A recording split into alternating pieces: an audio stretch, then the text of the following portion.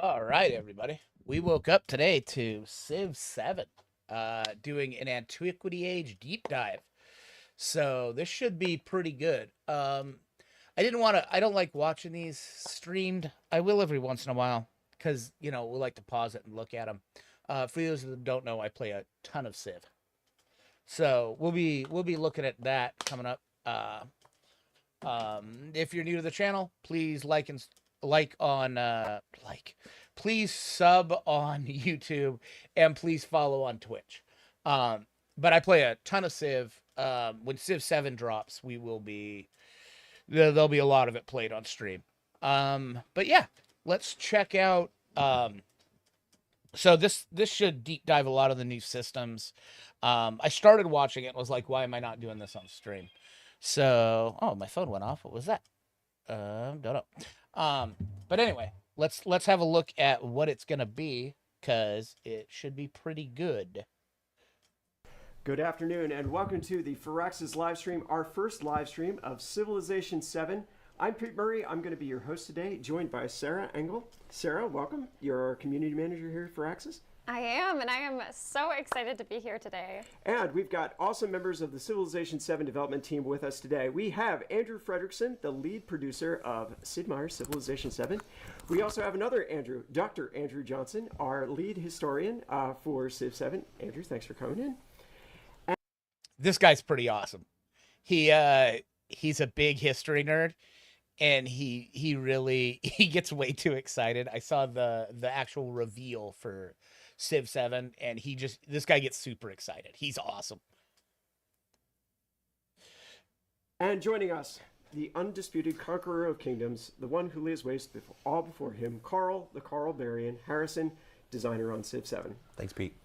Awesome. Well, we've got a great stream for you guys to share today. What I'm excited to tell you is that Civilization 7 is coming out on February 11th on PC and consoles, day and date 2025. That is incredibly cool. We have a great stream to show you today. We've got leaders and civs to show you. By the way, that is super ballsy to try to do, and we saw this at the reveal, but to try to bring it out on PC and console at the same time. My only concern about that is, well, there's two. One is that's really ambitious, but the other one is, are they going to dumb Civ down to make it to console? I hope not.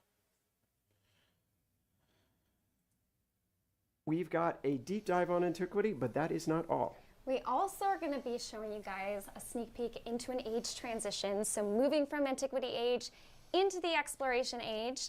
And not only that, we're going to be showing off a little bit of Ashoka and the Moria Civ as well. We're going to be taking some time to answer some questions live from chat, so definitely ping your questions as you have them.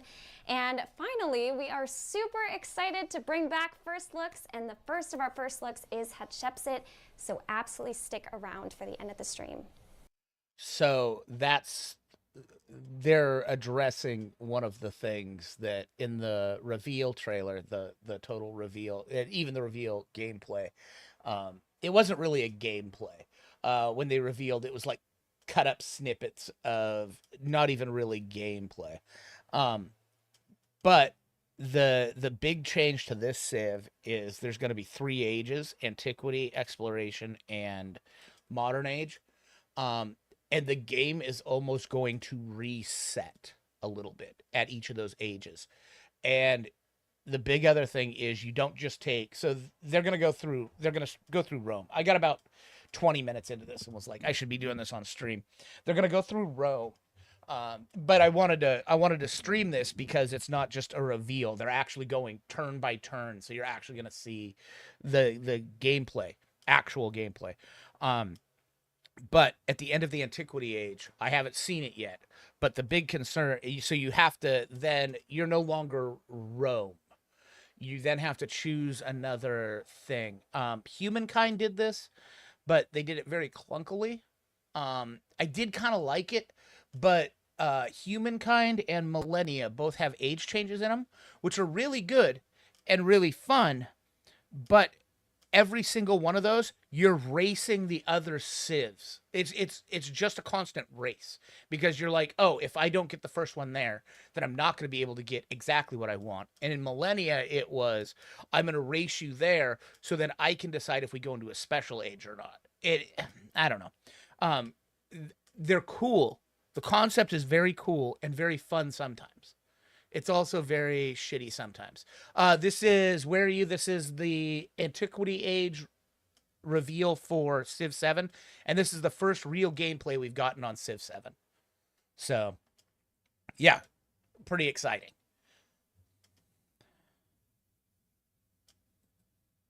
All right. Well, we've talked about the Antiquity Age, and ages are just a huge part of what makes Civilization 7 different from previous civilizations. So, Andrew Frederickson, for people who are maybe new to this idea of ages, what do ages bring Civilization 7? Oh, good. He's going to get into it. Ages bring so much to the franchise. These are a new way to look at the gameplay, the history that opens up so many opportunities for what we can do with content and features. No, not yet. Where are you? It is not out yet. It won't be out until February 11th, I think they said. But this will be played a lot on the stream. I love Civilization. I love 4X games. Right now, it's been... Actually, I should go back. I have a couple that I want to get back into playing. And so I'll probably... Actually, I'll grab one of those next week and play a 4X game. And, you know, we've divided the game up now into these 3 distinct ages. And with each one, there's so much to unpack. And we're going to get today to start with the Antiquity Age, the first of those. So we'll jump, I think, pretty much right into gameplay. So we got that up on the screen here. Carl, you want to tell people what we're looking at? Yeah, so here we are at the very start of Antiquity. We're playing as Augustus of Rome. We're here on our map. We have our very first unit, and we're going to start up our civilization and advance a few turns here. Right, and as a quick disclaimer for everybody watching, just a reminder that this is a work-in-progress build. Please keep that in mind as we show it off to you. We're excited, but just in case we see any funky visuals, keep that in mind. Thanks, guys. Yeah, so our first unit here is what's called a founder. This is different from our traditional settler unit in that it creates a capital city. All our settler units, which we'll see a little bit later on in the game, now create a town. So the founder is a separate unit from the settler. I think that's actually just a great moment to highlight how many things in this game are both familiar and new at the same time if you've been playing the franchise for a while. You know, the things that you may see when you first start this is you would expect it to make a city. And like Carl just walked us through, there's some unique differences there. You can see that throughout the entire HUD. We've got our yields in the upper corner, and a lot of those are going to function the way that those of you who played Civ are familiar with. Some of them are new, and others are, like the influence one we're just looking at, others have changed a little bit. Like happiness is going to be something, it's a full yield now, and we're going to get to what that means and how that affects things a little bit later. But I think that just throughout this stream, we're going to start covering as many of those details as we can. There's going to be so much more than what we can talk about.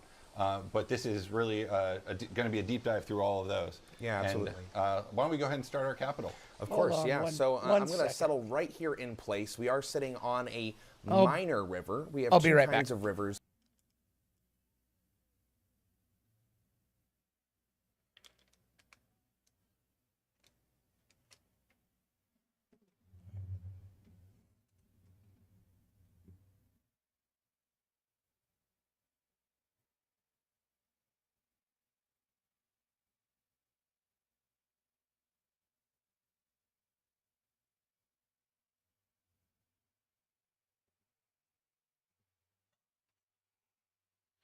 All right, I'm back.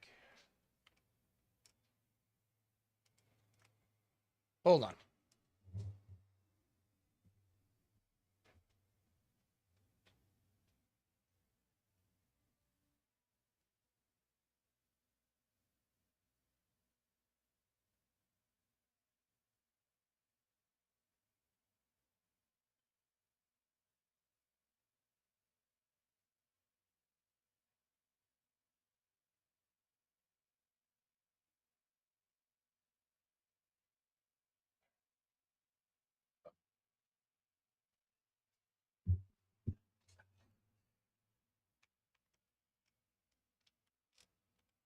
All right, I'm back. All in right. Civilization 7. Minor rivers are sort of what people are used to. It runs through the center of the hex like this. And then we have our new navigable river. The minor river flows into this navigable river right here. So we're going to settle right at this transition. Fresh water is still important. It gives a happiness bonus to the settlement. So yeah, we're going to settle right on this. That gives us that happiness bonus. So big thing is the art style so far. I actually really, really like the art style. They were describing it in the reveal trailer, and the lead artist was, he said a lot of his inspiration was miniatures, and they really look like miniatures. Like it's and I really like it. I like it a lot. And the land looks good. There's elevation changes in the land now, and the navigable rivers are going to be super cool. And you'll see it when he starts moving around. The way the tiles reveal themselves is so much cooler. Like, it's really cool. And if we zoom out here, we're able to see that we get all our culture borders around those initial tiles. And we're going to start by choosing production. We have no other units. We've just created the settlement and have nothing else. We can see here that our first two choices are a scout or a warrior, and both of these take only one turn. And that allows us to pick what unit we want to start with, whether that's a scout or a warrior. It'll finish immediately, and on turn 2, we'll have that unit ready to use.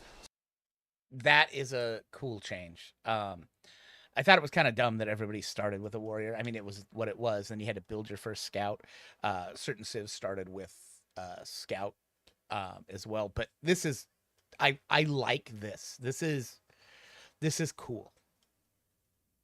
So I'm going to go ahead and pick a scout here so we can start exploring the map. Before we go on, I think this is just a great moment to talk about the fact that we are living in antiquity, and I want to give my other Andrew here a moment to just talk about what it means to be in this age and what the whole encapsulation of that moment in history is. Yeah, I think for me, when you divide up the gameplay into distinct ages, it allows you to really focus on what's interesting about that point in history, what's interesting about that point in time.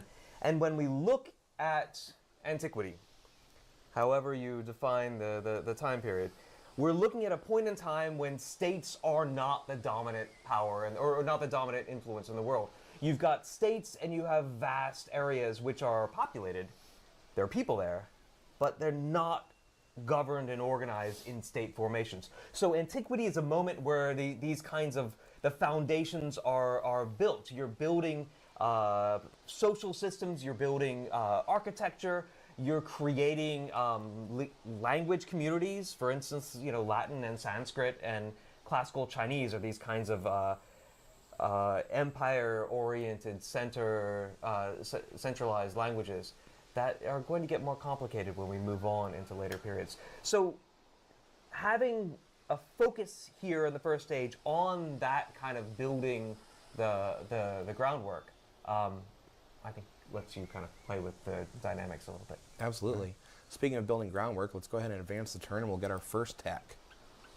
Yeah, having a historian with an actual plan and thought, you can tell us from the reveal trailer and from this, or the whole reveal special, and this, they really put thought into the way they're trying to make it quasi-realistic. So they're never going to have it realistic because that would be a shitty, terrible game.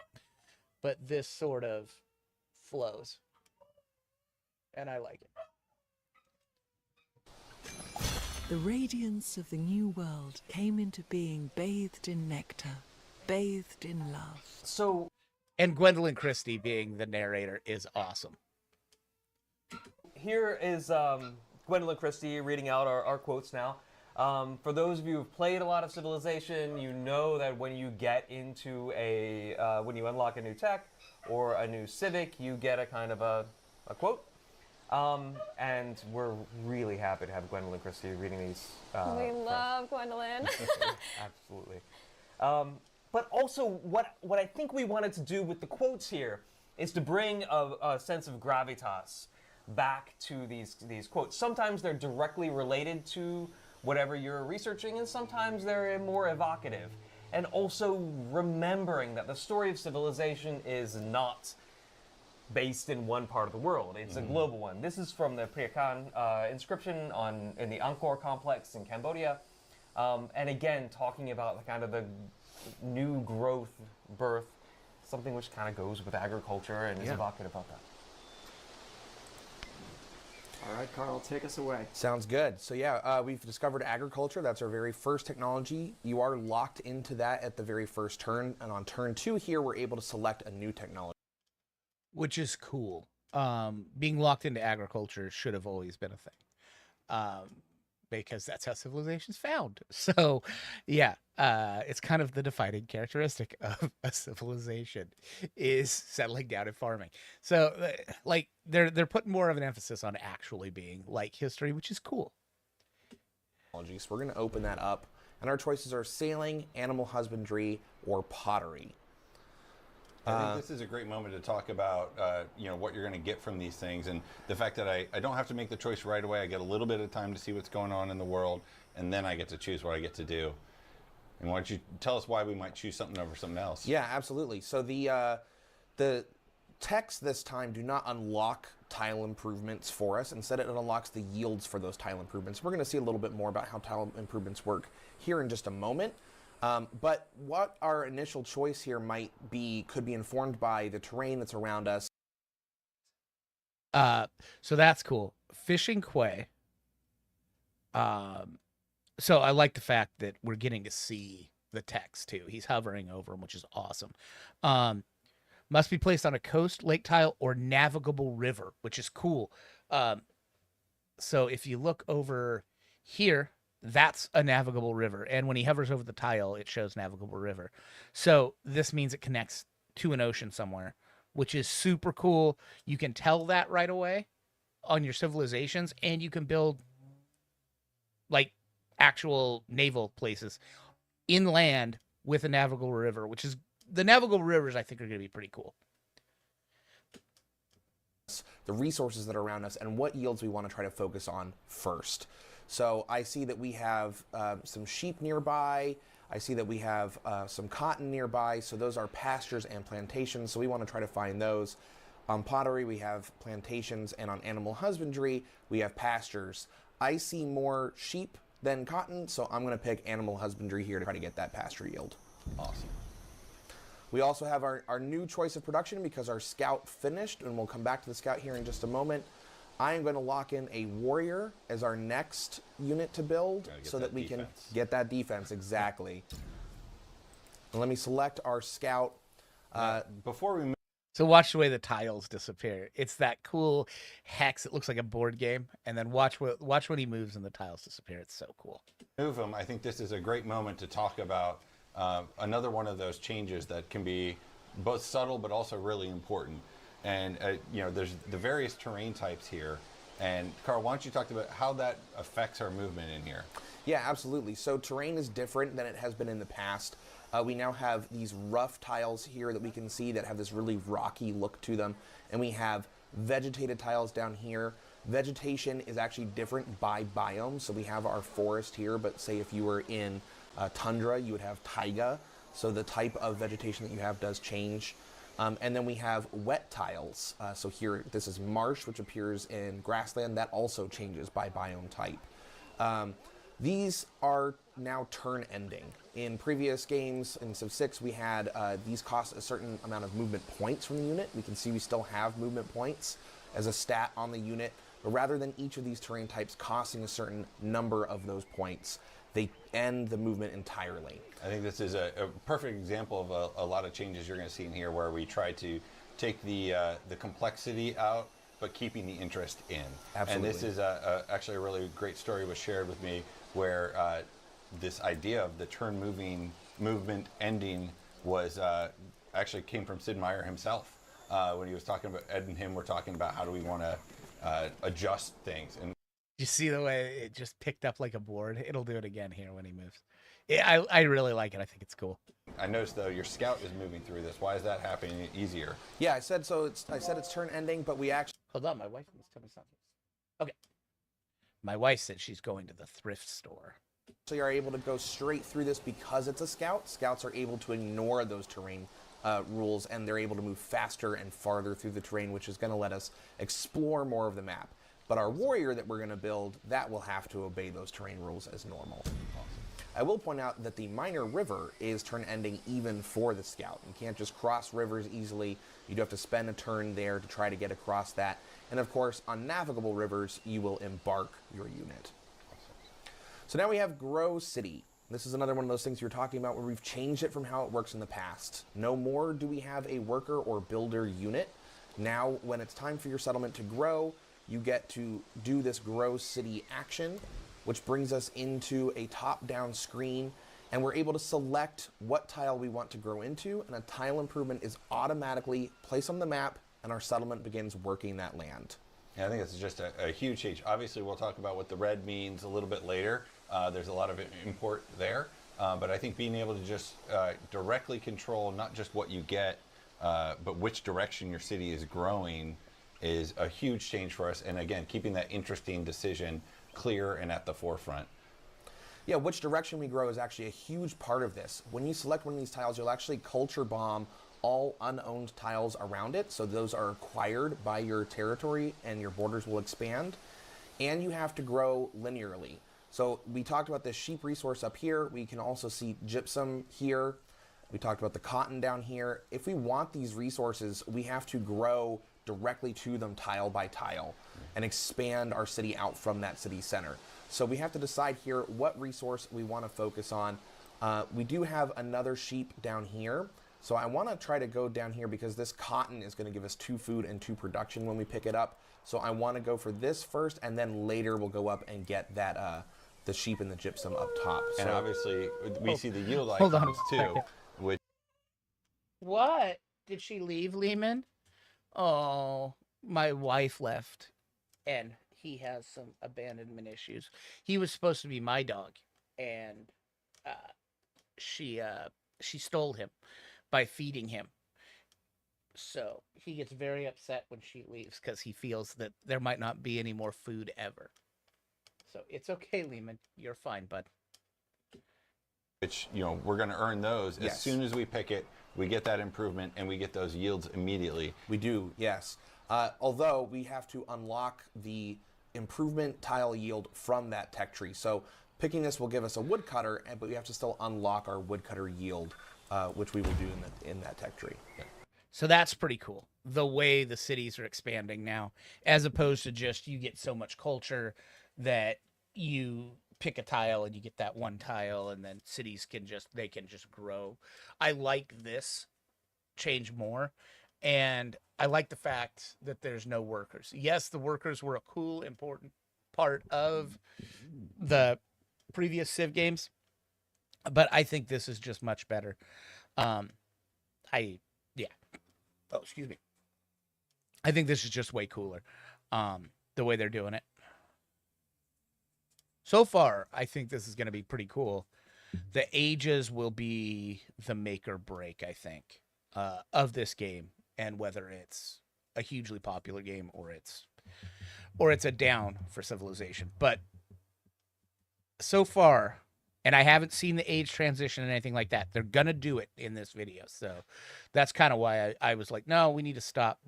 I'll do this on stream, get my live reaction to it, whether I think it's going to play out well or not. So here we can see that woodcutter got placed down, our borders expanded, and now this cotton is inside our territory. We own it, but we are not working this yet. We do not have the cotton itself. Excellent. Let's give that scout some more orders. Sounds good. I really love seeing all the variety in the map, even just for the amount of tiles that are shown right here. I know something that our players have called out, which is really cool to see, is sort of those terrain height differences. Yes, we can see them right here. I'm not able to move up onto this tile even though I'm next to it, because right here, this is a cliff, and this is an inland cliff. There is, like you said, a terrain height difference right here, and I have to obey that as I move around the map. It's not a mountain. This is a mountain right here, but next to it is still this rocky escarpment that I have to circle around. I think it becomes really interesting for what that means to explore the map and how my ability to explore changes and grows over time. Absolutely. Yeah, and when you have the scout with the scout dog and you reach a navigable river, the dogs also embark. Yeah, they're with you. Don't worry. We do have a question actually on the scout dog, which we know is a vital aspect to the scout. Jared from YouTube asks, can we change the scout dogs to cats? Vital info. No. Why would you change scout dogs to scout cats? Stop that shit. Needed here. There isn't a cat that I can recall right now, but there is going to be some fun surprises coming for what you can do with different dogs and how those are earned and unlocked and chosen based on who you are. We love the scout dog here too. I was having a conversation with Ed at Gamescom, and he was telling me that the cliffs and the highland areas actually interact with a rainfall model that underlies the map gen for Civ, and that actually feeds into how the game generates navigable and minor rivers as well too. So it's just a cool way that interacts with how the world gets built in Civ. So he just kind of glanced over a major thing for the map generation, which is really cool, that they're using mountain and elevation models to map rainfall on the map, which is super cool. You're gonna get more realistic type of maps, like, more realistic the way things end up. So I did a unique action with our scout here. We have a few new actions with our recon units. So first we have Lookout. This allows us to place a watchtower where the scout is, and it increases our sight range by 1. It will sleep the unit, so it'll just stay there on that tile, acting as that lookout, letting us see more of the terrain. This is really great for keeping an eye on enemies or particularly areas of interest. And then we have... So that's cool. Once your scouts have done all their scouting that you want them to do, you could just set them up to camp an area, which is really, really cool. Because before, you'd play the game, you'd have your scouts. Okay, I'm in a position where I don't have the ability to traverse deep water. The scout is just worthless. I have to go sleep it somewhere. And you do that, but at least now it's setting up a cool little watchtower and it gives you more sight range, which is awesome. Search. Search does the same thing. It increases your sight range by 1, but this lasts for only 1 turn, and it reveals all discoveries within the range that you are able to see. Discoveries are our new goody huts, and there's a variety of types of them. We have revealed 2 with this action. Over here we have Wreckage, and then here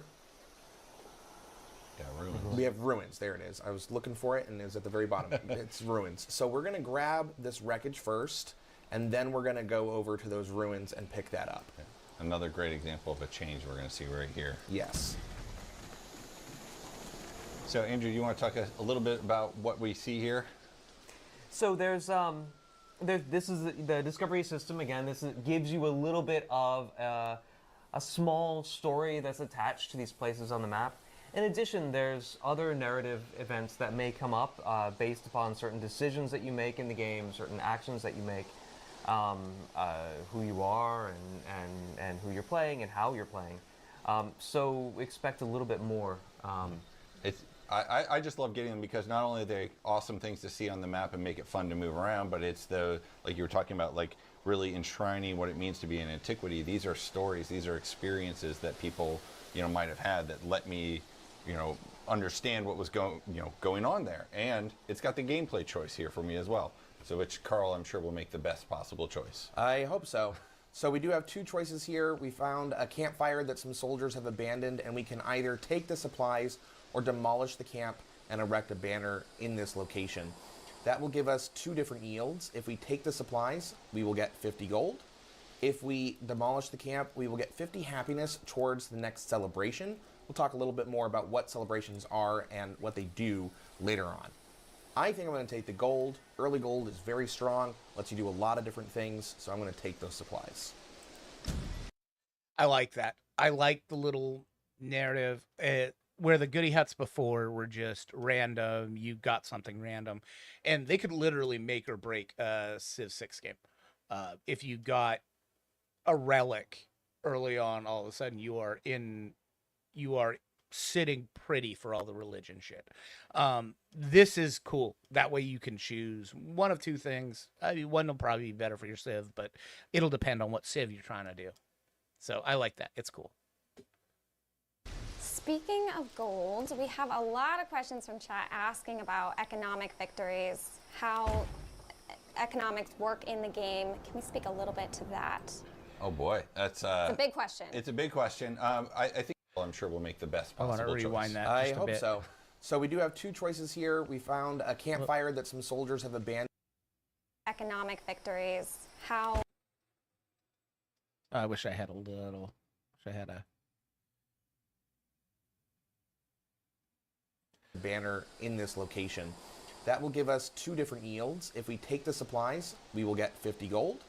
If we I'm going to take the gold. Early gold is very strong, lets you do a lot of different things, so I'm going to take those supplies. Okay, I want to. Speaking of Pause gold, this we here. have a lot of questions from chat asking. Okay, so it was another expand your city, and so he's putting it on this, and it grabs the cotton. Picking this tile will give you a plantation. About economic. There. Okay. So that's the tile yield, and then cotton gives you that. So, okay, cool. I like this. Instead of building a, like, actually sending a worker out to build a plantation, it is just as your city expands, you click on this, which is, I like this a lot better than sending a worker out. I want to watch. Victories, how economics work in the game. Can we speak a little bit to that? Oh boy, that's It's a big question. It's a big question. I think that we can talk a little bit about it, but the biggest spot is going to be a little bit bird later when we get to talk more about the watches legacy paths butterflies and the victories. But with rest assured envy. that the economic gameplay is definitely an area where we've expanded quite a bit and giving you a lot of things, and again, making that gameplay relevant and different for each age. Absolutely. And I think we'll show off a little bit Yep. of trading too. In We're this going to get live to some stream. trading. We'll get to some legacy paths about that as well. You want to talk about this quote? Yeah, this is just Kobayashi's. It's part of a haiku there. That is just. I believe it's like. I mean, I'm not sure exactly, but it's the idea of imagining the perspective of a domestic animal looking outside and seeing what else is out there, what other lives are there.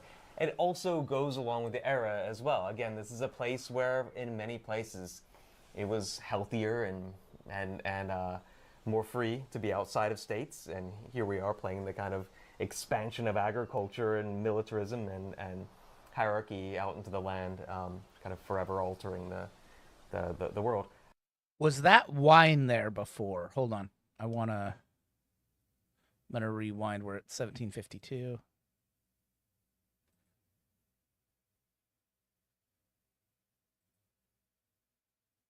Okay. That wine was there. Oh, no. We're still at the Growth City.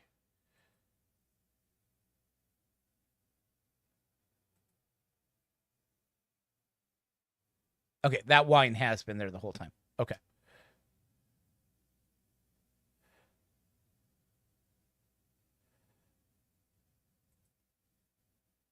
Okay. It's a big question. I think that we can talk a little bit about it, but the biggest spot is going to caged be a little bit bird later when we get to talk more about the watches legacy paths butterflies and the victories. But Exactly, but it's the idea kind of forever altering the world. I think one of the things also in terms of like the wreckage bits that you found up there, and maybe some other things that you'll discover soon, is that this idea of the Okay, pottery. You can make a brickyard. Okay, production clay mining pits. Production on mines. Okay, that's interesting. those blank spaces on the map are not blank. That we were to imagine that they're also inhabited. They're lived in by people. Yeah. Other people that are inhabiting Right. the space. All right, so I think for our next piece of production here, we're going to go ahead and make a granary.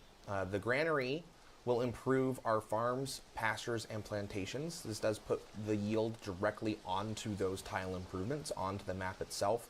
The saw pit will improve camps and woodcutters. We do have a woodcutter right now, but we also have a plantation.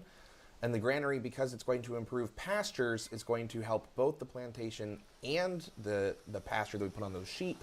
So I think this is going to be our first building. When we create a building, we create a new urban district. If we are selecting a new tile, each district can hold up to 2 buildings. So I could put it into our city center here. We have a palace in the city center, so that's 1 building, and it can hold up to 1 other building. Let's go ahead and start so we can show the people what that looks like. Yeah, so if I select this, we can see where I'm able to place this. I can't place it onto the navigable river because that is technically a water tile, and this building does not go on water. If I were to place it into any one of these tiles here, it would create a new urban district. We would then lose access to that land. We can't put any tile improvements there. Those are on rural tiles only. So when we create a new tile improvement, like we did here with the woodcutter and here with the plantation, that creates a rural district that has a tile improvement on it. I think what's great to note is that we see in the different colors here, not only, so we can, like you said, we can expand with it where we already have, we can grow to a new area. We can even, if we decided down the road that we wanted to urbanize and take that woodcutter out, we could eventually put buildings here. Probably don't want to do that quite so early, but it is important to note that you can take those things over. Well, and what happens when you take those over is you actually get that population to move someplace else. So you're telling the people who are working that woodcutter, hey, I need you to go do something else. And then they can go and relocate themselves to a new tile, even a new type of tile improvement. So I could say, go make a farm, go make a pasture. It's a great way to see how, things are built, in sequence and layer, and as you grow and as your needs change, you can change. Yes. And actually, Sucratact from Twitch asks, do you lose the tile yields for building an urban district? You lose the natural tile yields. So natural tile yields do not continue to remain on a tile with an urban district. They go away completely. If I were to build on top of this woodcutter, we can see on this tile tooltip here, we have 1 food and 1 production. And it's notable that that production comes from having discovered animal husbandry. That's the woodcutter yield. So we unlocked that, and now this is giving us that production. That would go away. We would never have access to that again. Instead, we would have access to the building yields that we're adding here, which with this granary is 2 food. I am going to put this up here. And the reason that I'm selecting this particular tile is because buildings and new urban districts function similarly to new rural districts in that they culture bomb surrounding tiles. And when you add a new rural district, a new tile improvement, you are able to extend it off of any tile that the city already is working. Not just owns, but is working. So that's the urban and the rural districts. So if I build this here, once it completes, we will then be able to grow directly onto the sheep tile and then directly onto the gypsum tile. And that will allow us to grab those resources faster. Do it. And just for anybody who's not familiar from Civ 6, the concept of culture bombing is where you expand your borders and it grabs adjacent tiles as well. I'm liking that a lot. I'm liking the way these cities grow. Much more than Civ 6. The buying of tiles in Civ 6, like, it was cool because it was like, oh, I want this area, but this feels, haven't played it yet. This feels better. Too. Thank you, Pete. Yeah. That's all right. That's we're all used to calling it that. And There's so many terms and changes, it's hard to keep track of what we have to explain. Oh, this is great. So we met somebody on the map here. Can you pull out a little bit? He has a different dog. He has only a single dog. We have 3 dogs. We're better. But his dog is fluffier. So maybe he's better. Can see what we see. So this is a scout. But this isn't just a barbarian. This isn't just another civ. We've added this increased, possibility space to what you find. Like Andrew mentioned with the discoveries, there's a story there. It's a lived-in place. These are people who live in this world, and these ones happen to be hostile. We got that red ring around them where we got to watch out for them. But we don't necessarily only have to fight them. These aren't just like in Civ 6 we had barbarians and the only way to deal with them was combat. We could fight them, or we could have some other involvement. And I think that Carl's going to try and find where they're from on the map, and then we'll see what some of those additional interactions look like. And hopefully they won't attack us. Oh, yeah. Well, you got the warriors now. We do have the warriors, but you know what? I want to keep exploring with the warriors. So we've got our scout moving to the north. I'm going to send our warrior to the south. And then we might be able to find some more things down here. We want to try to grab as many of those discoveries as we can.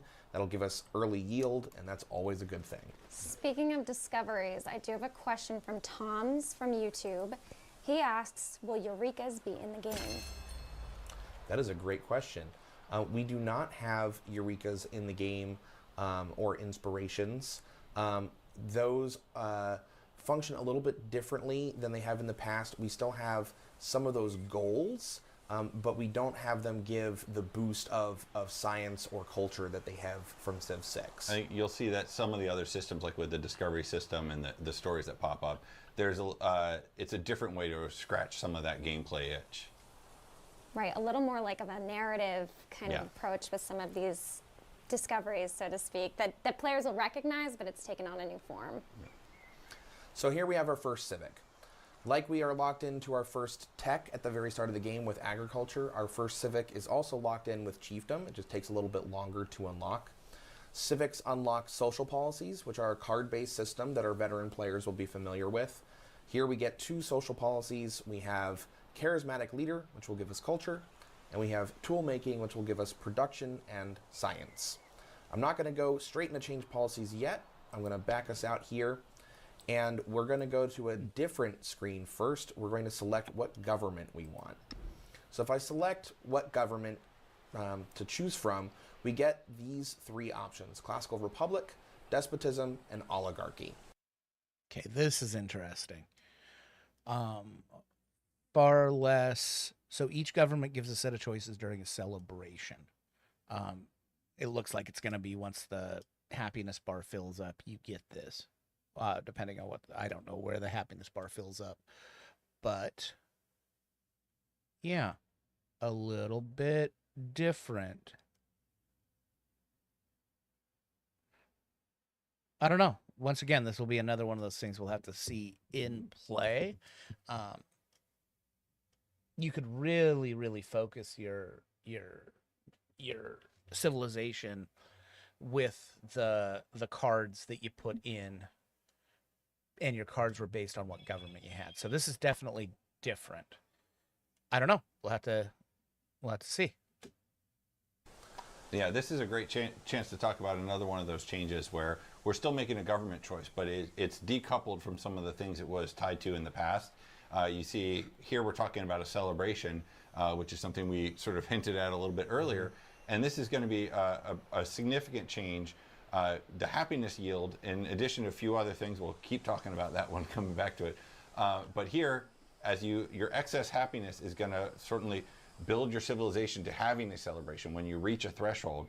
And based on what government you have, you're going to get to choose how do you what happens in your city? How do your people celebrate? In a classical republic, are you getting the culture? Or are you going for the production on wonders? In despotism, is it the science, or are you going for infantry? So choosing this is really about choosing what you want available to you later as you have those moments. I think we're going with classical republic here. Yeah. Rome, a classical republic? Indeed. Shocking. So we got a question from Georgia Antipin on YouTube, and Andrew Johnson, Dr. Johnson, this is one for you. Is cultural progression in Civ 7 based on real-life civilization transformations? Cultural progression meaning Moving through the culture tree. In a sense, it sort of is taking. I mean, to get any kind of causality when we're talking about, the development or we're talking about changes in society.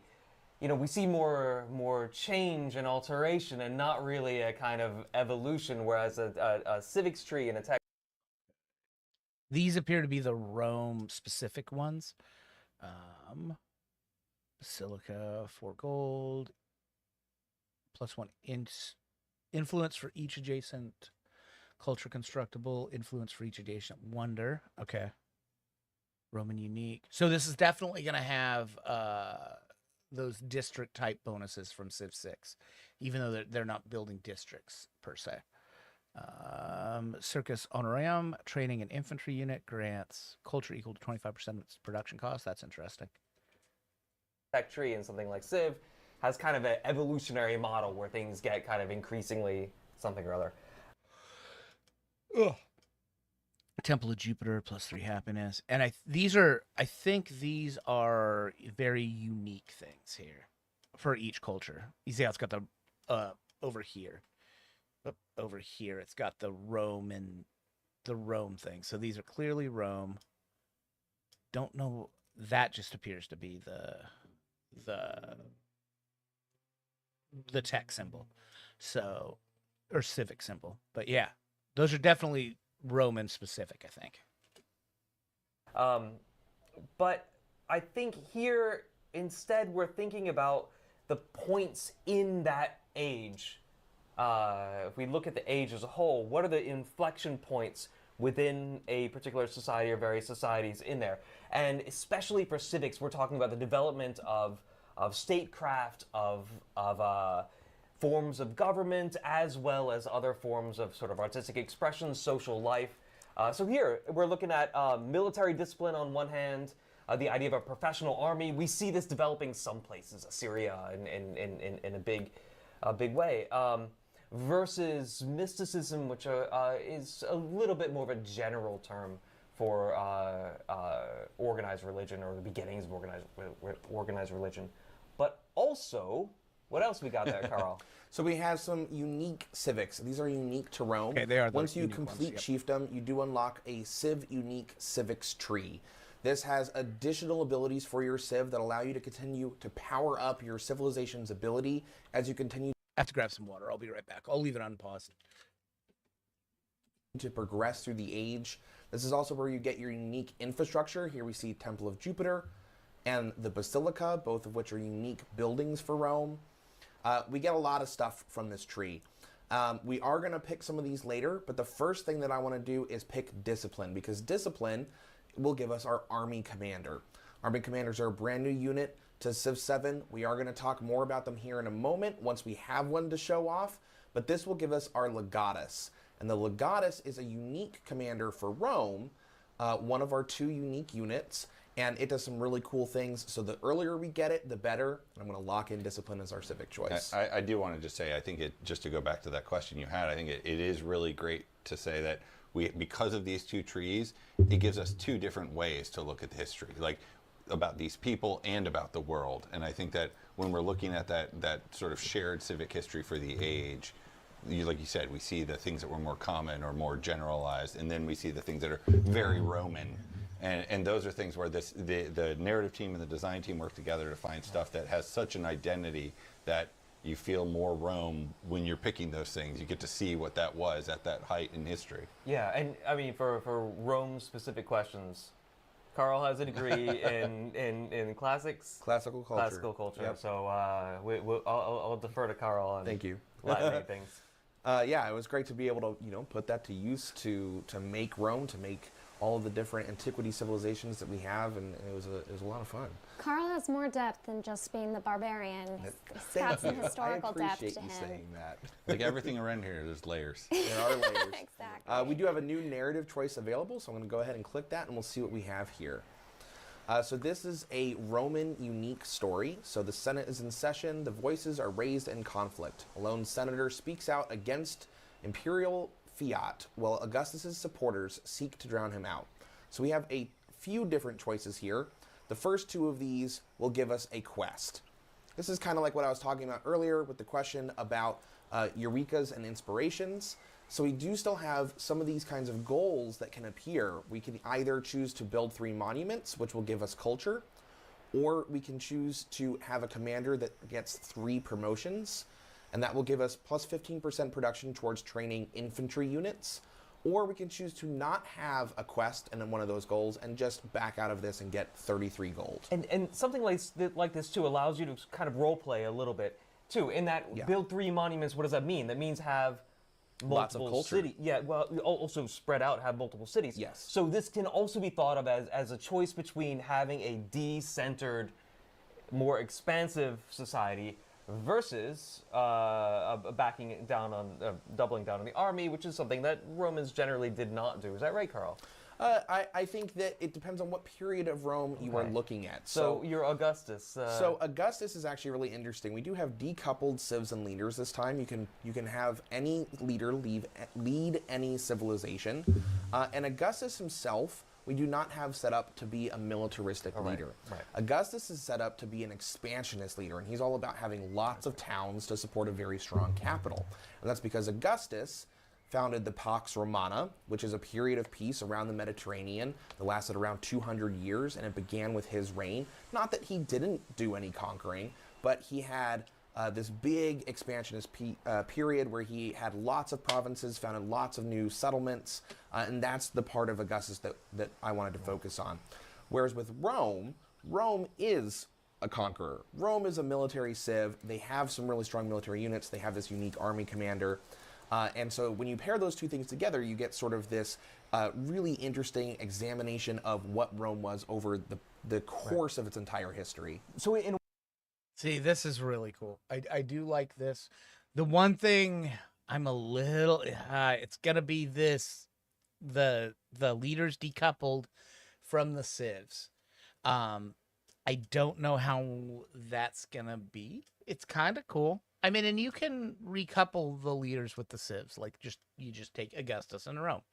You know, but taking Augustus in Egypt, that's interesting. You know, taking, you know, Hatshepsut and the, I'm assuming there's going to be a Native American one, and the Iroquois. That'll be interesting.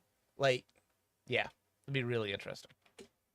in a way, this story allows you to kind of pick, okay, what kind of Rome are we focusing on? Are we focusing on Republic? Are we focusing on Empire?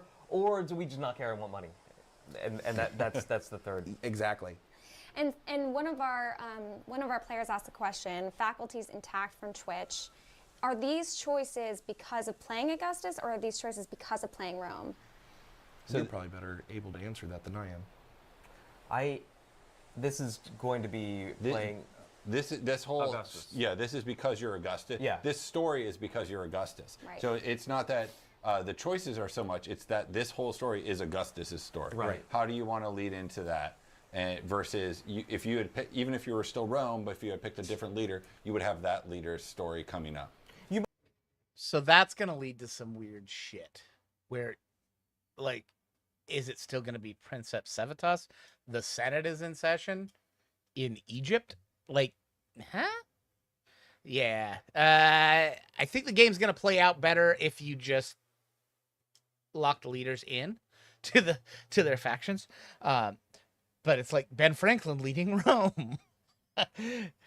Napoleon leading China. That's going to be some weird stuff. We'll see. Right, and sometimes there's combinations. Sometimes it triggers if you are Augustus and Rome. Sometimes it. Okay.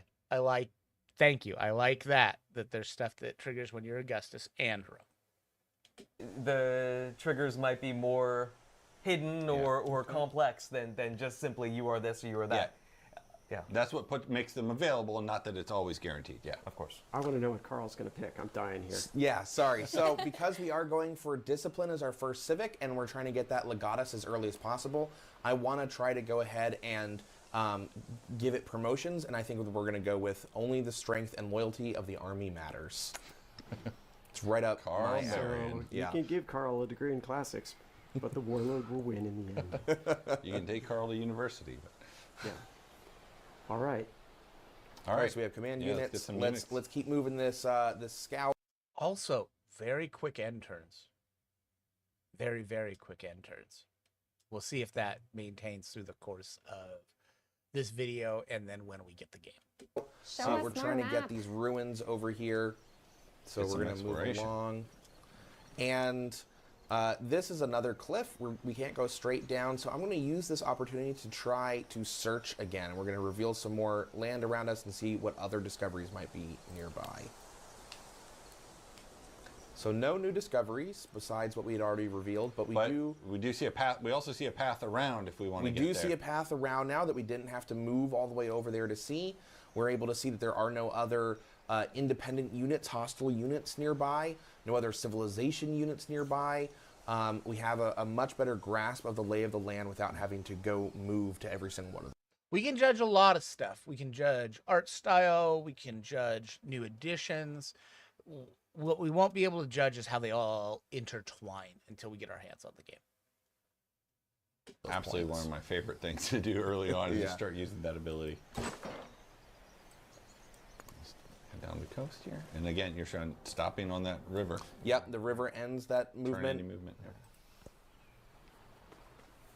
here. All right. We met someone. हम अशोक ही संसार के मध्य बिंदु के एगो महान राजा. Okay, so on the reveal trailer, they have already changed the graphics. The reveal trailer, Augustus looked terrible. He looks much better here. Okay, yeah, much better here. और एगो महान पापी. All right. Right here, we'll sit for just a second and start talking a little bit about our new diplomacy system, because there's so much going on here. Some of it you may have picked up, some of it you've seen, but when we meet a leader now, it's not just hi.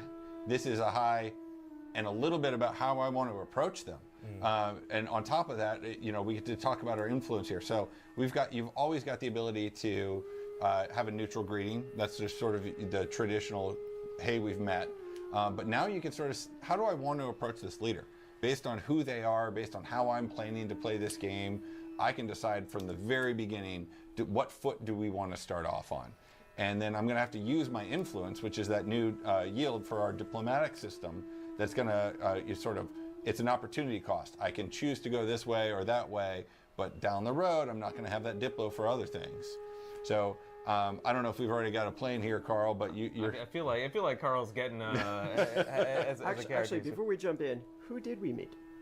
So this is Ashoka, one of the probably one of the more famous emperors in Indian history and of the Maurya dynasty, and we will see the Maurya is also a playable civ, and Ashoka here is playing Maurya. His lines here, a lot of these will reflect either actual things that the individual said. In this case, Ashoka's story, the part of the character that we're leading on is this moment in Ashoka's life where he is engaged in a military campaign, achieves dramatic success and slaughters his enemies, and then suddenly realizes that he may have done something wrong. He converts to Buddhism and begins to spread Buddhism all across northern India, and is attributed, his model of kingship is also attributed to parts of Southeast Asia as well, though the historicity of that is in question. And we're also going to show up more of Ashoka. Yeah. That was a dig. That was a dig that I'd like to know more about, where the historian purposefully goes, and that's a question. And then I'd like to know the backstory on that. That was shade. That's great. In this stream as well, which is exciting. I just want to take a moment to call out the awesome soundtrack of the game. I do have a question. I didn't know, Andrew, you've got a lot to say about the soundtrack, which is awesome. Magistat from YouTube asks, will each civilization have their own soundtrack, and do they mix together with others as the ages progress? So maybe we can answer that and then just speak to the soundtrack as a whole as well. Yeah, every civ has its own theme, right? And so what we're hearing right now, as we meet Maurya, we're hearing Maurya's theme. And I get excited about this one, just because it touches upon, other lives that I have. But it's a Indian style music. It has, though, within it, it's in Bali is the language here. It's a Buddhist chant. Buddham Saranam Katsani. I take refuge in the Buddha. I take refuge in the Dhamma. I take refuge in the Sangha.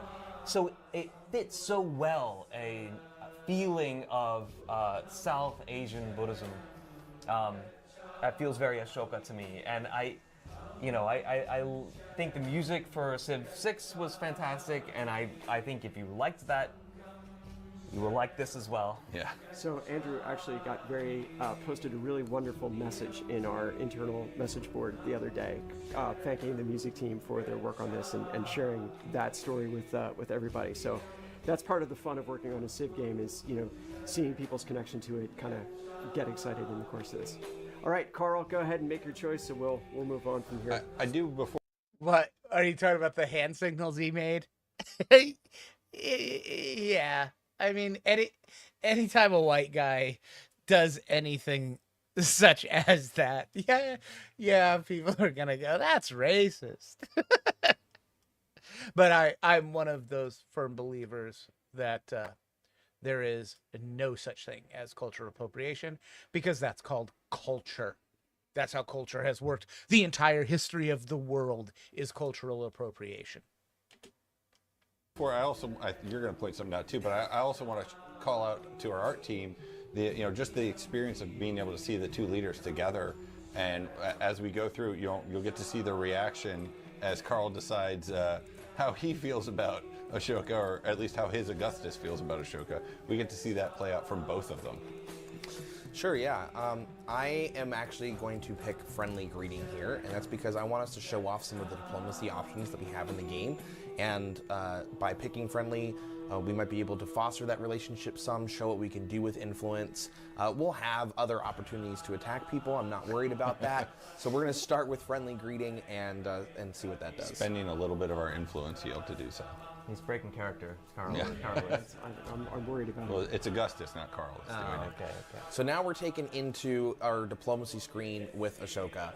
So we can do open borders, we can do our normal denounce military presence when they're near our borders.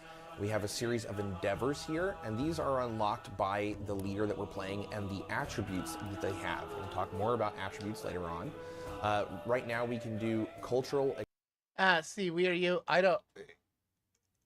racism needs to have intent behind it.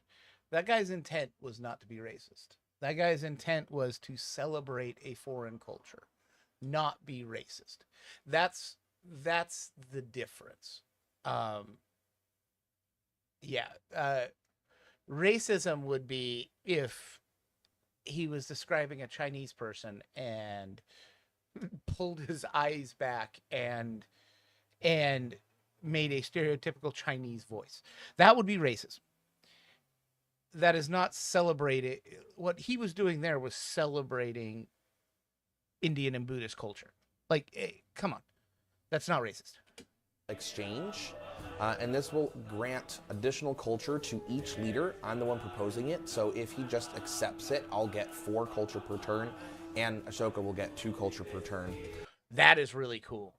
So on these deals, the person...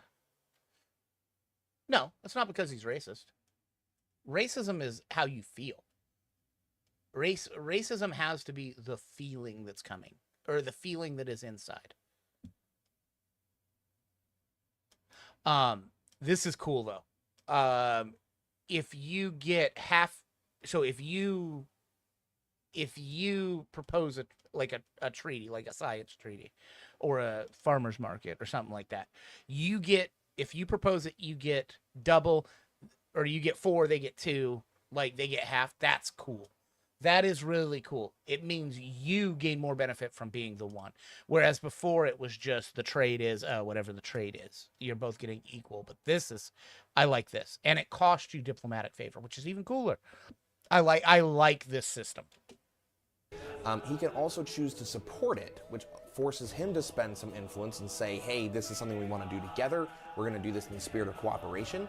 That increases the yield for both leaders, so we'll both get 6 culture per turn, and that'll last for 10 turns. That is really cool.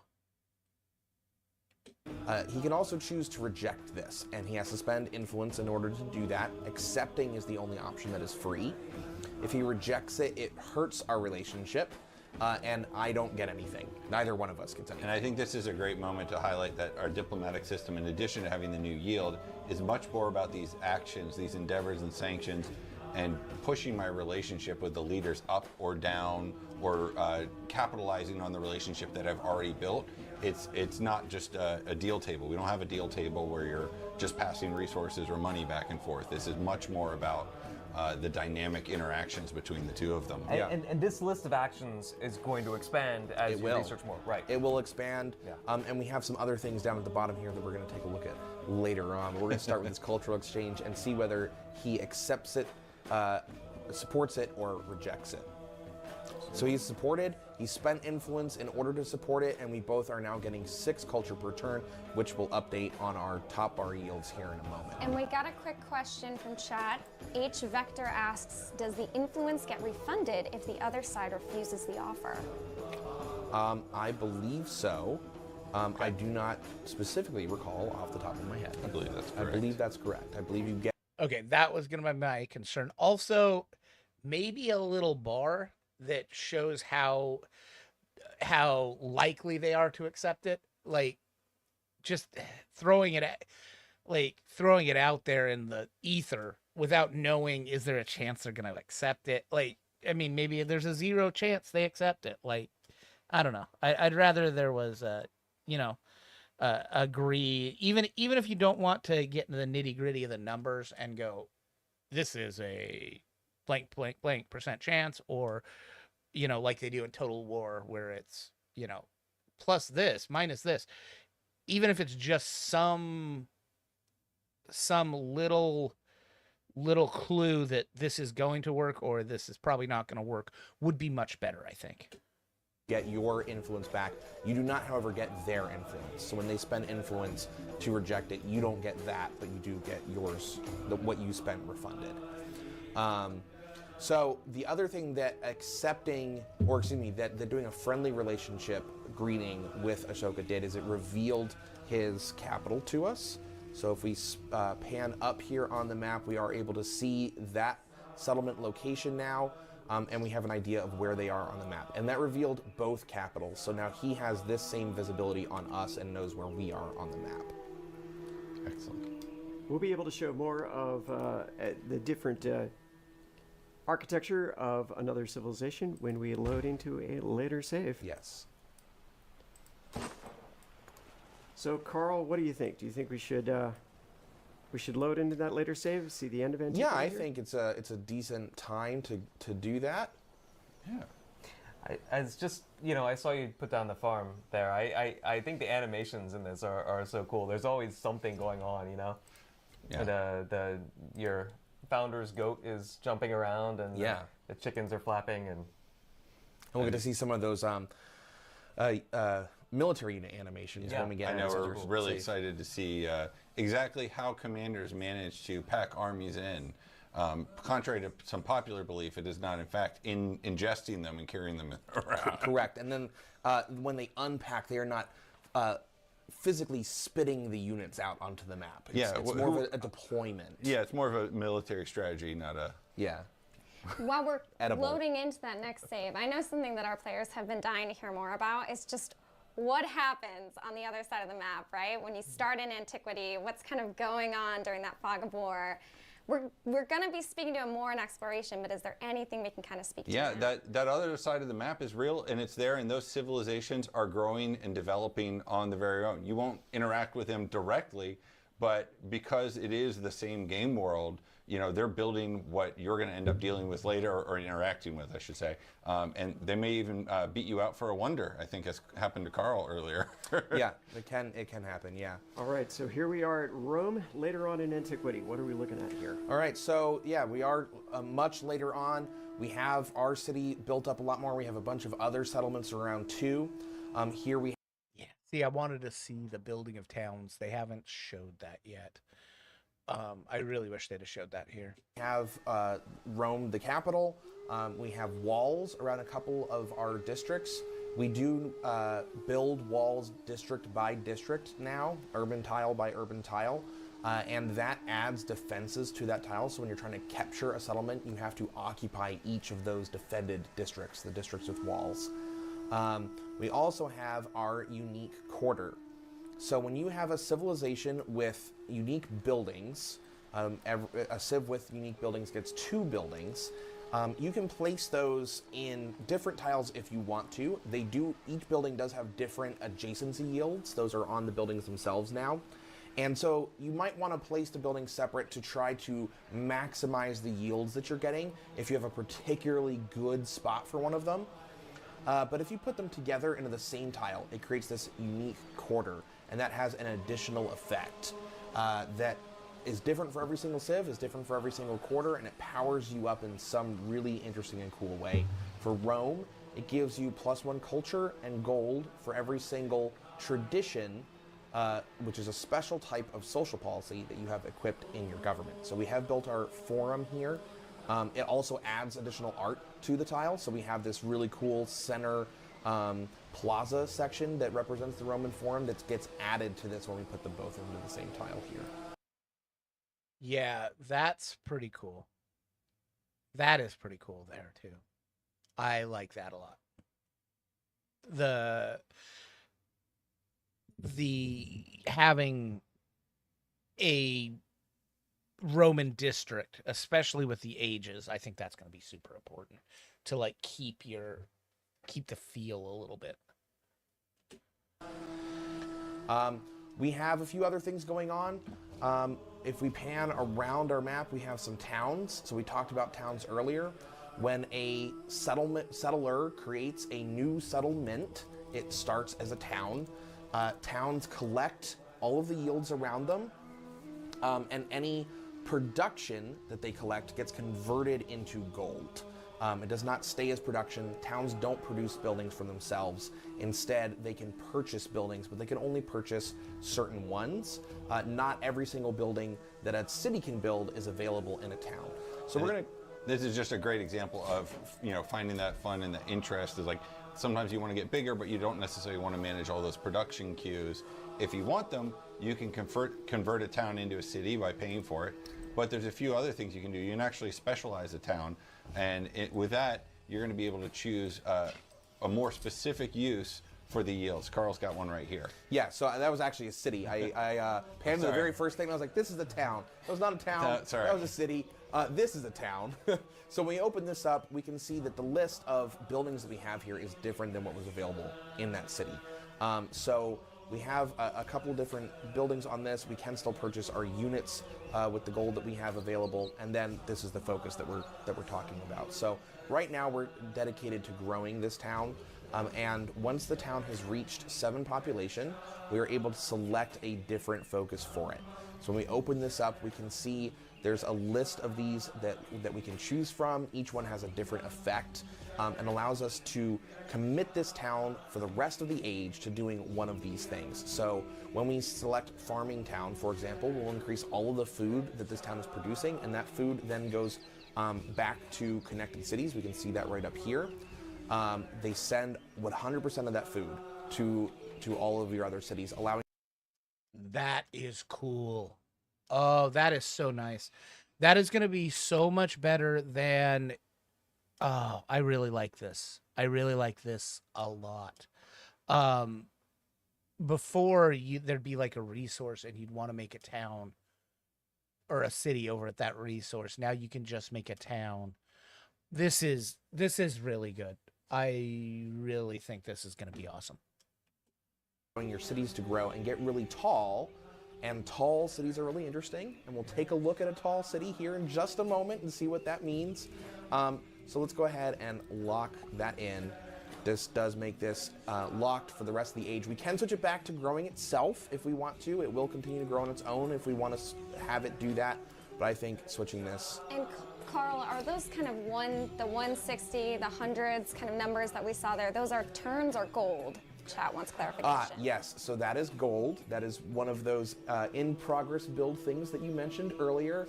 So those are gold numbers. It's just using the wrong icon. Got it. And I do have another question from Twitch. IRSCAF asks, at the top left, there seems to be a city icon with it showing 1/3 after we initially founded our capital city. Are we limited in city count?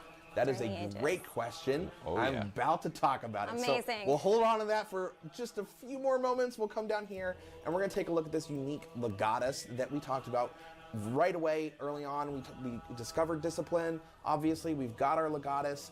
And we can see that this has a 4 on it. That's the level of this commander, which is the number of promotions that it is available to choose. You can bank promotions if you want. You don't have to choose right away.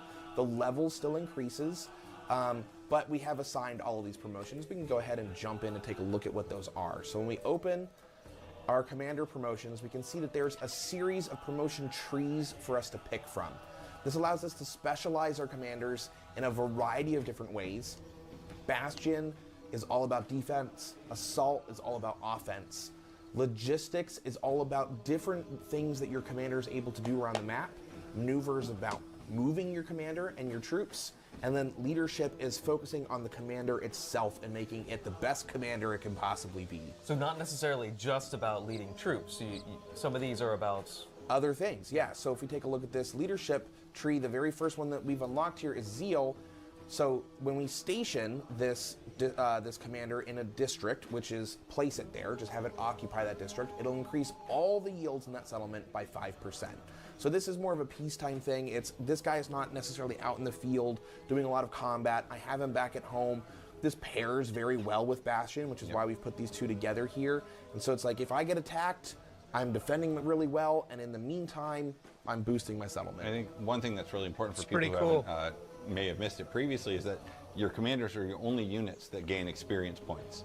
So you're not gaining it with every combat or Yes. every unit on the map. It's now centralized, so you have less to manage, but at the same time, these bonuses, obviously depending on which one it is, but most of them for the combat affect not the commander, but all the troops around it. Yes. They have an area of effect, so you don't have to worry about leveling up one unit and losing it and that one's gone. You can bring reinforcements in and they will immediately be brought up to speed because they're part of that army that this commander is providing all of their bonuses to. And I saw in chat people asking if you can lose a commander. You can, which is devastating. You can.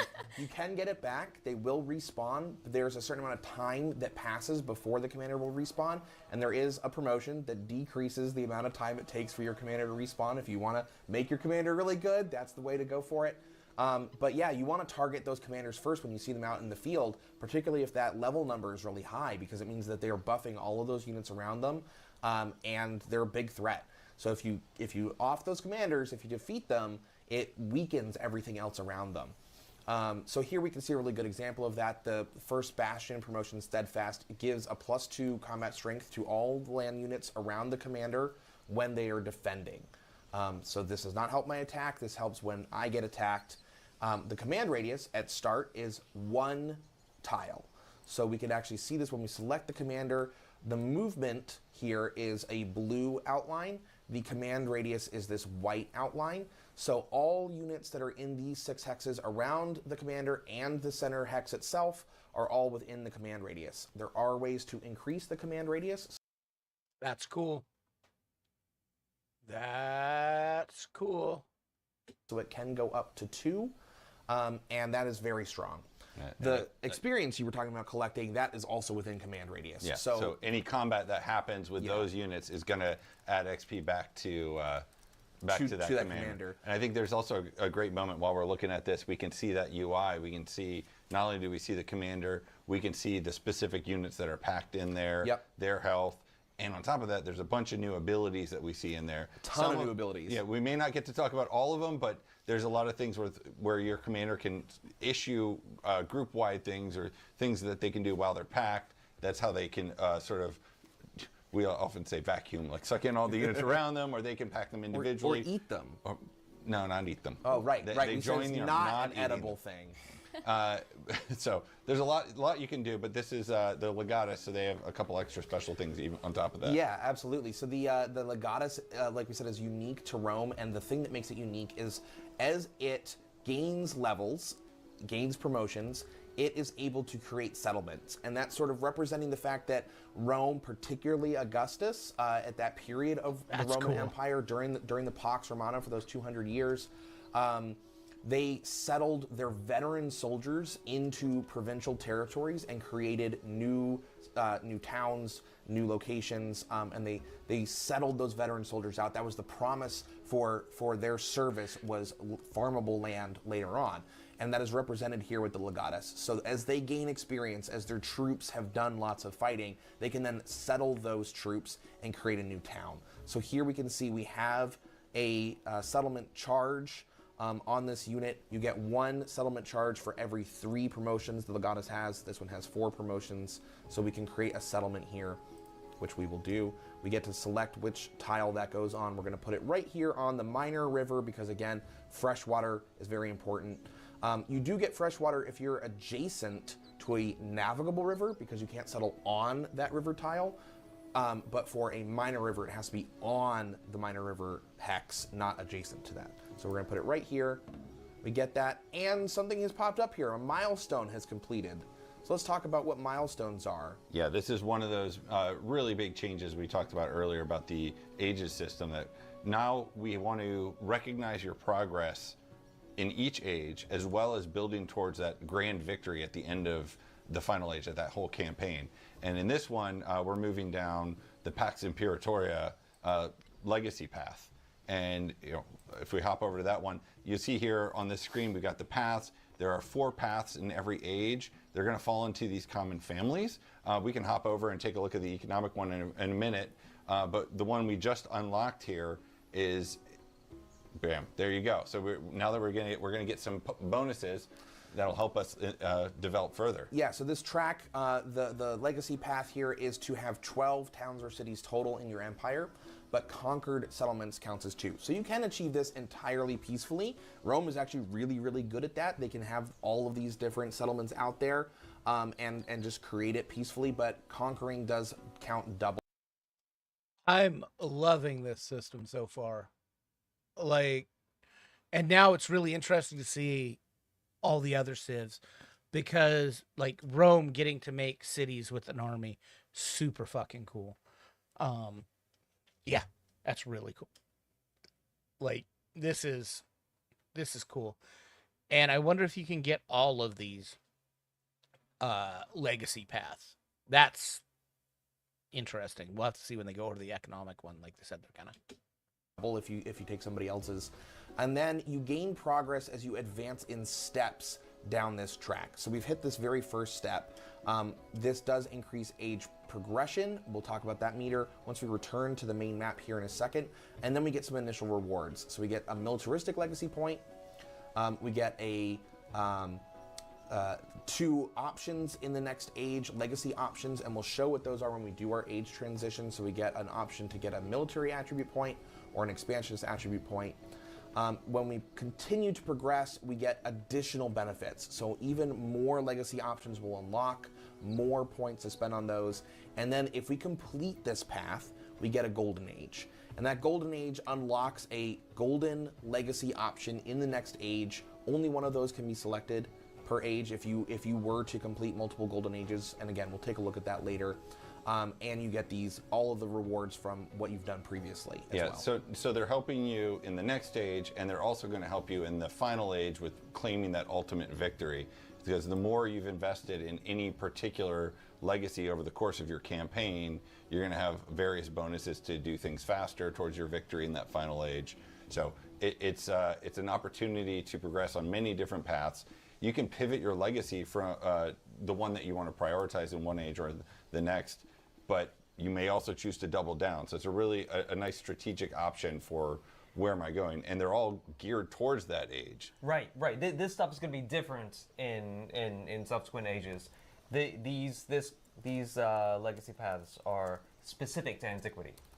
Yeah. So exactly. Like codices in my empire is incredibly important in the antiquity age. That's when these, like you talked about earlier, there was a lot of stuff being explored and written that were enshrining it. In different ages, we're going to care about different things. And in this one, built Silk Roads, very evocative of antiquity, of people bringing those resources across, getting those resources assigned to my settlements. And so this is, going to be a completely different one. Hopefully I don't know if we'll talk about it yet or not, or maybe in the future, but one of my favorites is our exploration economic victory. It's a very different gameplay. So we have a lot of questions coming in about religion and how religion plays on this. And I know we're going to talk about it a little bit later on the stream, but Yeah. you want to touch about how... So in Antiquity, we do have pantheons, and we are going to show those off later on. And religion itself does make an appearance in the game. It's featured more heavily in the exploration age. And as we said, that the legacy paths do change by age. So what these look like in exploration are different. But we'll dive into the details on all of that, I think, at a later time. And I think That's interesting and cool. Yeah, I actually, the way they appear to be doing these ages is, so it's a combination, it seems, of, well, part of the influence at least is the humankind stars. You get stars in humankind for accomplishing this, that, and the other thing, and then the first one to collect enough stars bounces their civilization to their next age. Millennia, it is just researches, which that system was sloppy. Like, there was some cool stuff because you could go into, in Millennia, you could go into alternative ages, which was interesting and I really liked. But the way the ages happened, it was just a race. It was a science race, and I didn't really technology race, and I really didn't like that. In fact, it made the game far less fun. So this is interesting where people are hitting these pressure points, and then +5 age progression, +5 age progression. Like, this is cool. I like this a lot. And then the fact that they will change in the 3 ages is also cool. Like, this is pretty, I like this. one of the reasons why religion plays more of a role in exploration is because this kind of fits more the historical model. Whereas, you know, in what we normally think of as the Antiquity era, many of the world religions that we know now were founded. Some were still yet to come about. They became such a large and grand political force. When you think about, you know, the Catholic Church in the Middle Ages, or the expansion of the caliphates in the Middle Ages as well, this is a story for a later time. All right, so I promised that we would get back to this settlement limit question, and we're going to do that right now, because we saw in the legacy path that in order to win the military legacy, you have to have 12 settlements. Captured settlements count double, but if you were to do this completely naturally without capturing anything, as I said, you can do. It is possible even though you have a settlement limit. We can see up here, we are now, after settling this town, we are now at 6 out of 5 settlement limit. We have exceeded our settlement limit. This is a soft limit. You can have any number of cities that you want to, as much space as there is on the map. You can only settle, you have to have 3 tiles in between each settlement, so you can't be right up, 2 tiles away from something else, just like in Civ VI.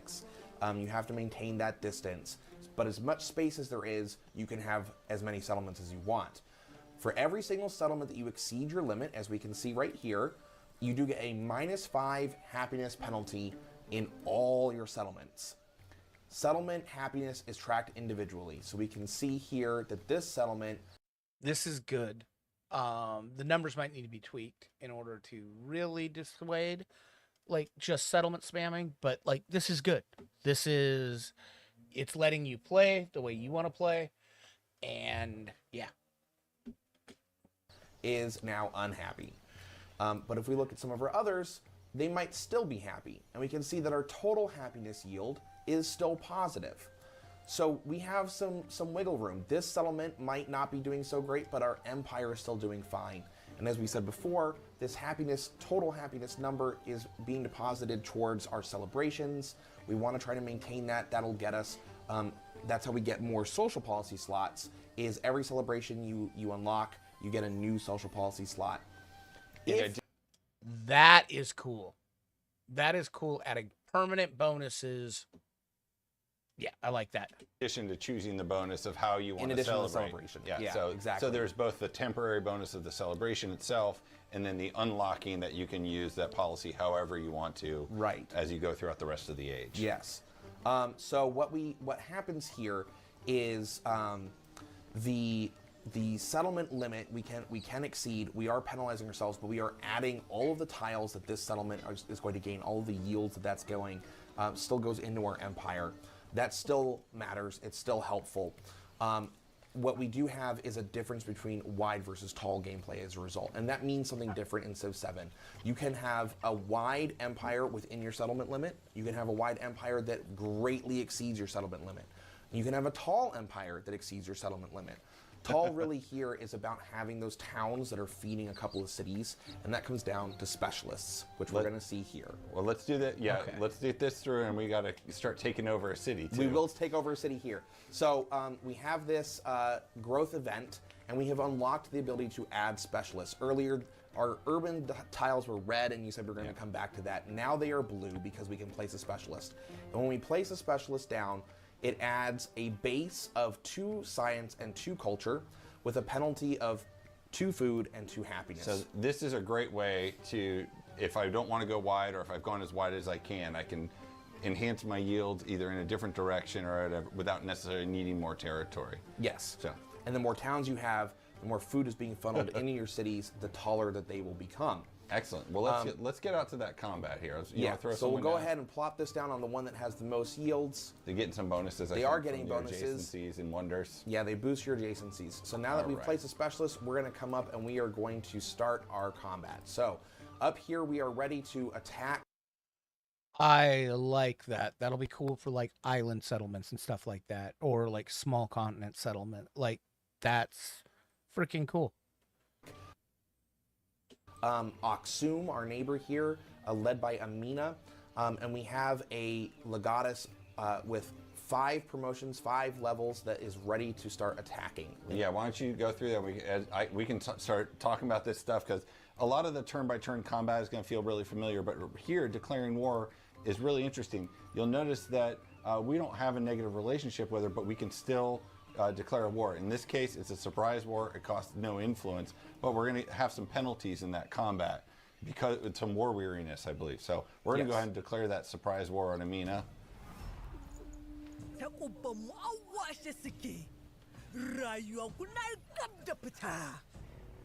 So Amina here is speaking Hausa.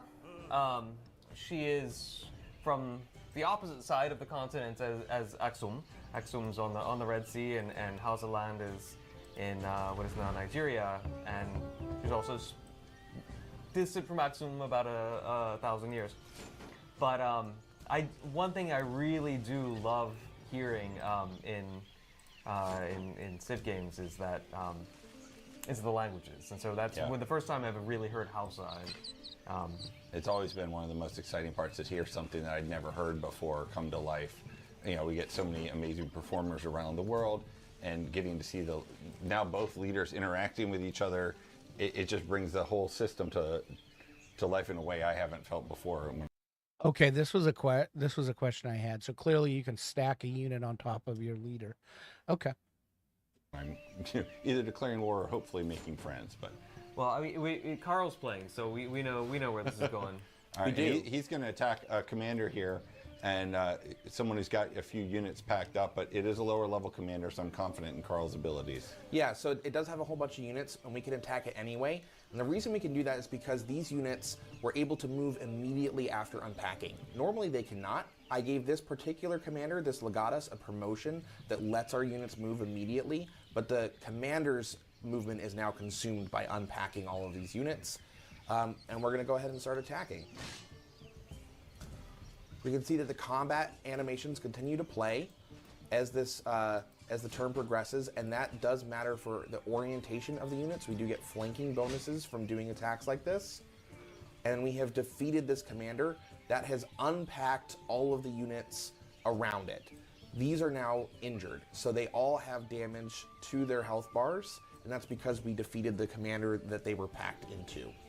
Excellent. Looks like we've used all of our military ability there for now. We have. So we'll grow another city. get through.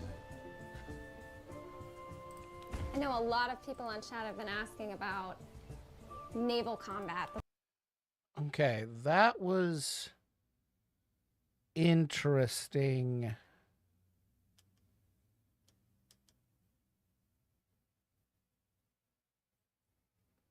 The fact that they're not able to respond on the turn they were attacked, I don't know. And the ability to declare a surprise war like that and attack someone on a turn.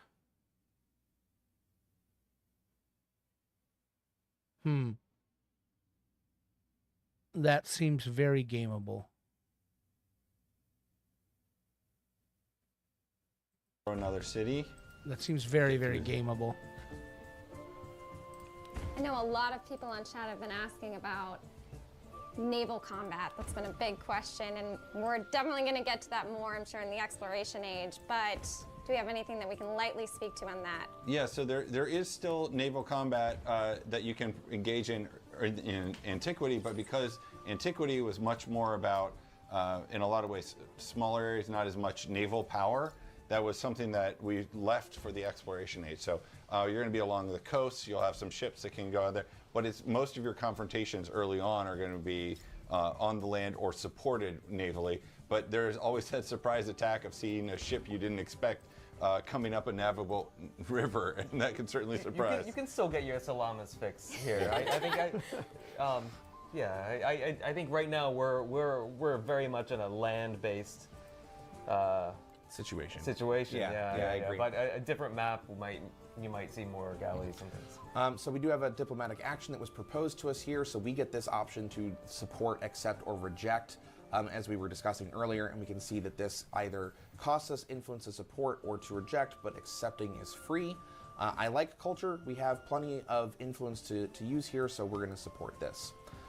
While we're here over the Egyptian city, let's take a look at what that looks like. We can see that the buildings here are completely different from ours. The architectural style is different for each civ.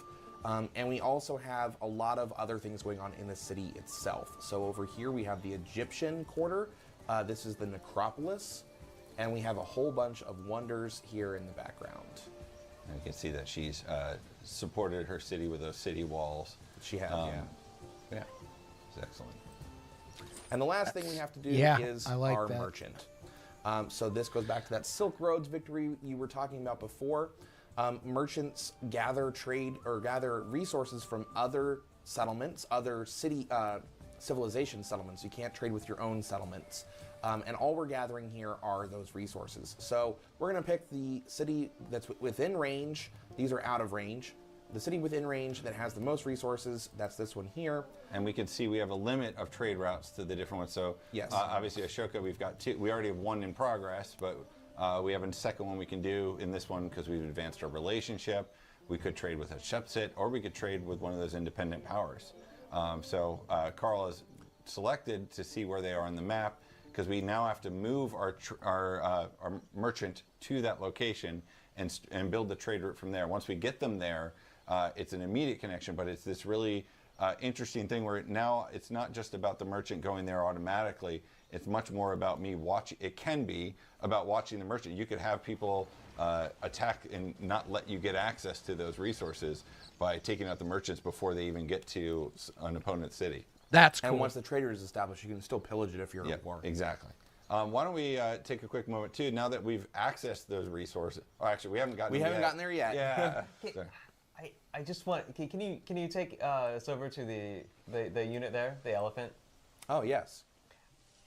So what I really like as well is just how different a lot of the units look from each other. You know, this is the settler for Moria. You know, your Roman settler looks very different. That's a great point. We have a lot. Our unit team has done an incredible job of not only do we have the cultural variety in our city sets, and our unique units. Yeah. We also have just varied units. It may be the same warrior in one civ and another, but it's going to look different. Yeah. And I think it's just exciting to see that all come to life. Yeah. Not only was that the unique settler for Maria, but we were also able to see there that the I'm going to go ahead and put it down a barracks here. We were also able to see that unit got attacked, and it defended itself. I think it was a naval attack. It was a naval attack, but the unit had its own health bar. Here's that, not war weariness. There it is. War weariness, as you mentioned earlier, that's because we had a surprise war. But that settler unit defended itself. Settlers no longer need to be escorted. They now have a defensive strength. They can't attack, but they can defend. And so they are not instantly captured when they're attacked by a hostile unit. Instead, they have a health bar and can be defeated. So I have our legatus here, and I have a bunch of units around it, and we're going to use one of these unique actions down here. So we have a couple of different things. These are orders for groups of units. This allows you to use your commander to manage your field of units much more efficiently, and their bonuses for doing so. It consumes the commander's movement, and any units that execute the order consume their movement.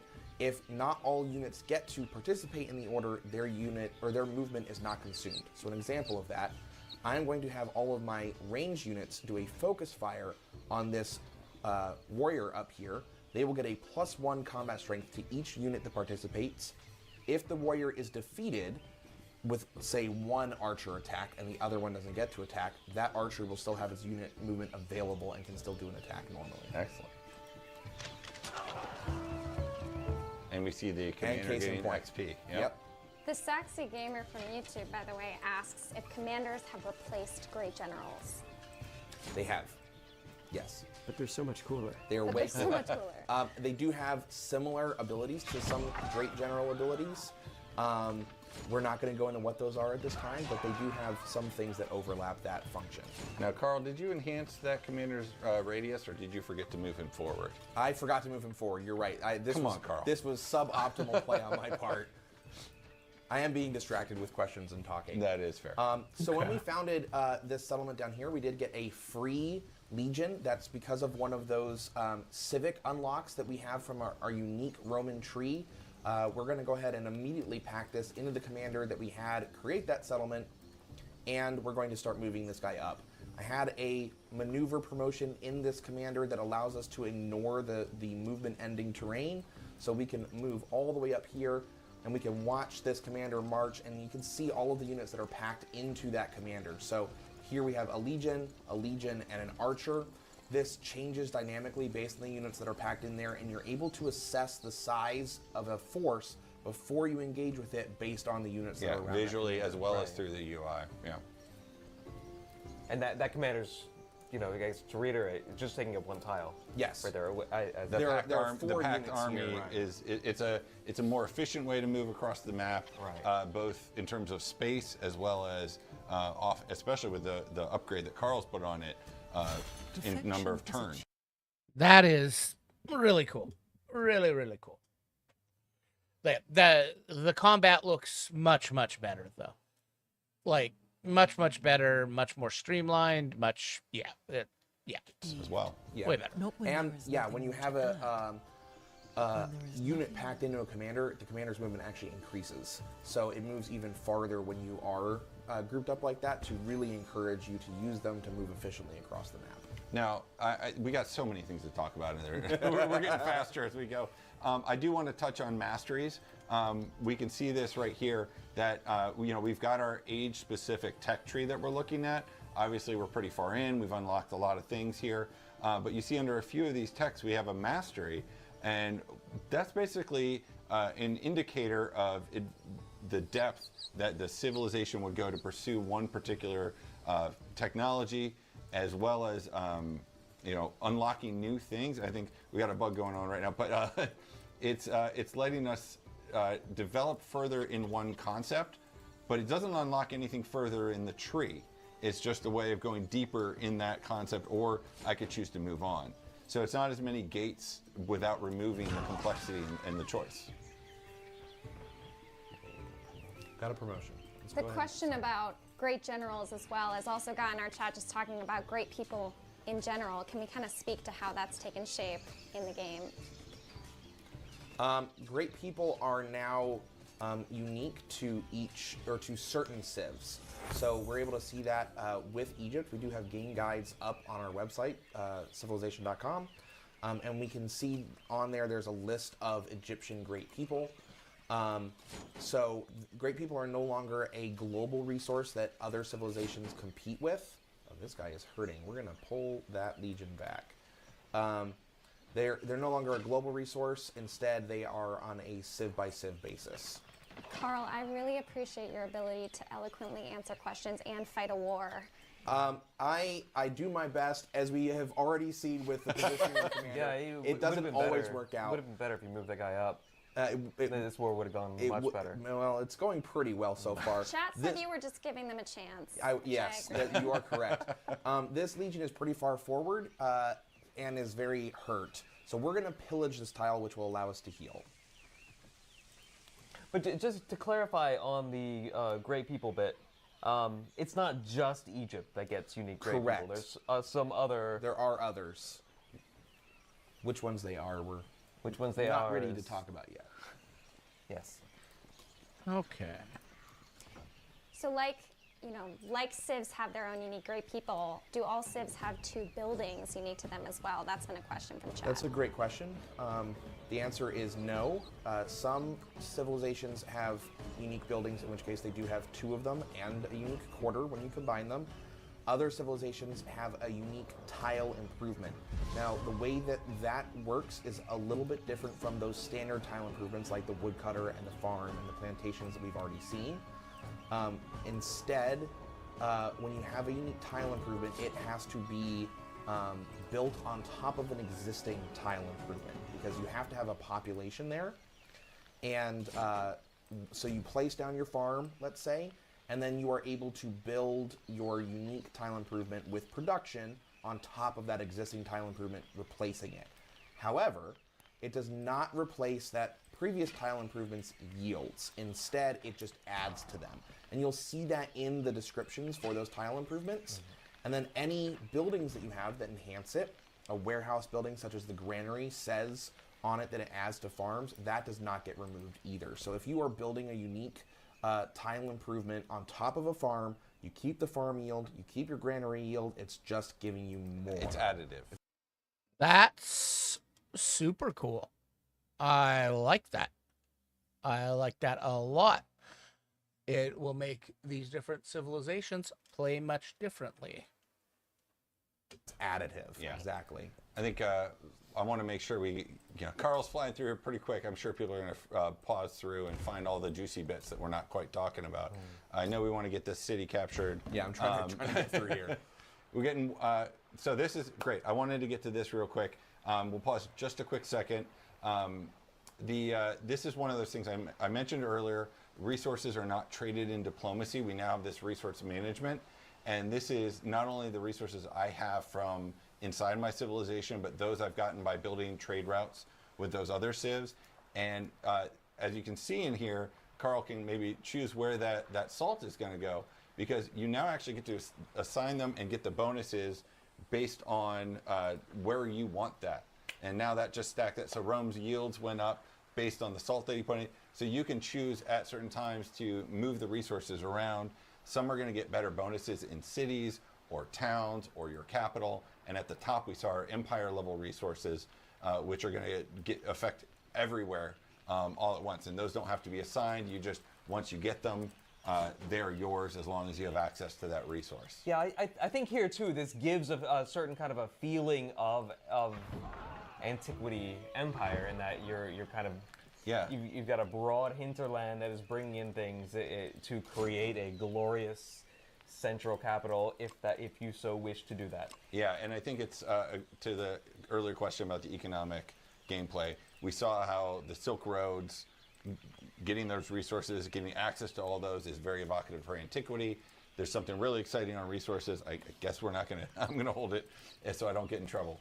That is really cool. So far, I want to see the age change. That is going to be the age change, and the rulers not being stuck to each thing is going to be key. Like, that is going to be what makes all the difference. So, we'll see. We will see. I guess we're going to keep going through this combat, see if Carl gets there, maybe on the next turn. Otherwise, I think we're pretty close here. pretty close. It's probably about time for us to see what's coming in the next era, or the next age. We'll do a jump Let through arms yield to age the transition. toga. We got a few screens to show you what that's like. But right now, before we do that, Carl, you can go. You can Yeah, just keep so going. we've unlocked the last unique civic to Rome, which is Senatus Populosque Romanus, which is the Senate and people of Rome. This gives us a series of unique benefits. We get an additional social policy slot. We increase our settlement limit, and we are now back at 6 out of 6. We will go over that again when we capture this settlement here in a moment. We get a tradition. And we talked about this momentarily earlier. Traditions are social policies that are unique to that civilization. We'll see more on that at age transition. I'm actually going to slot this right away, so we'll see that right now Okay. here in a second.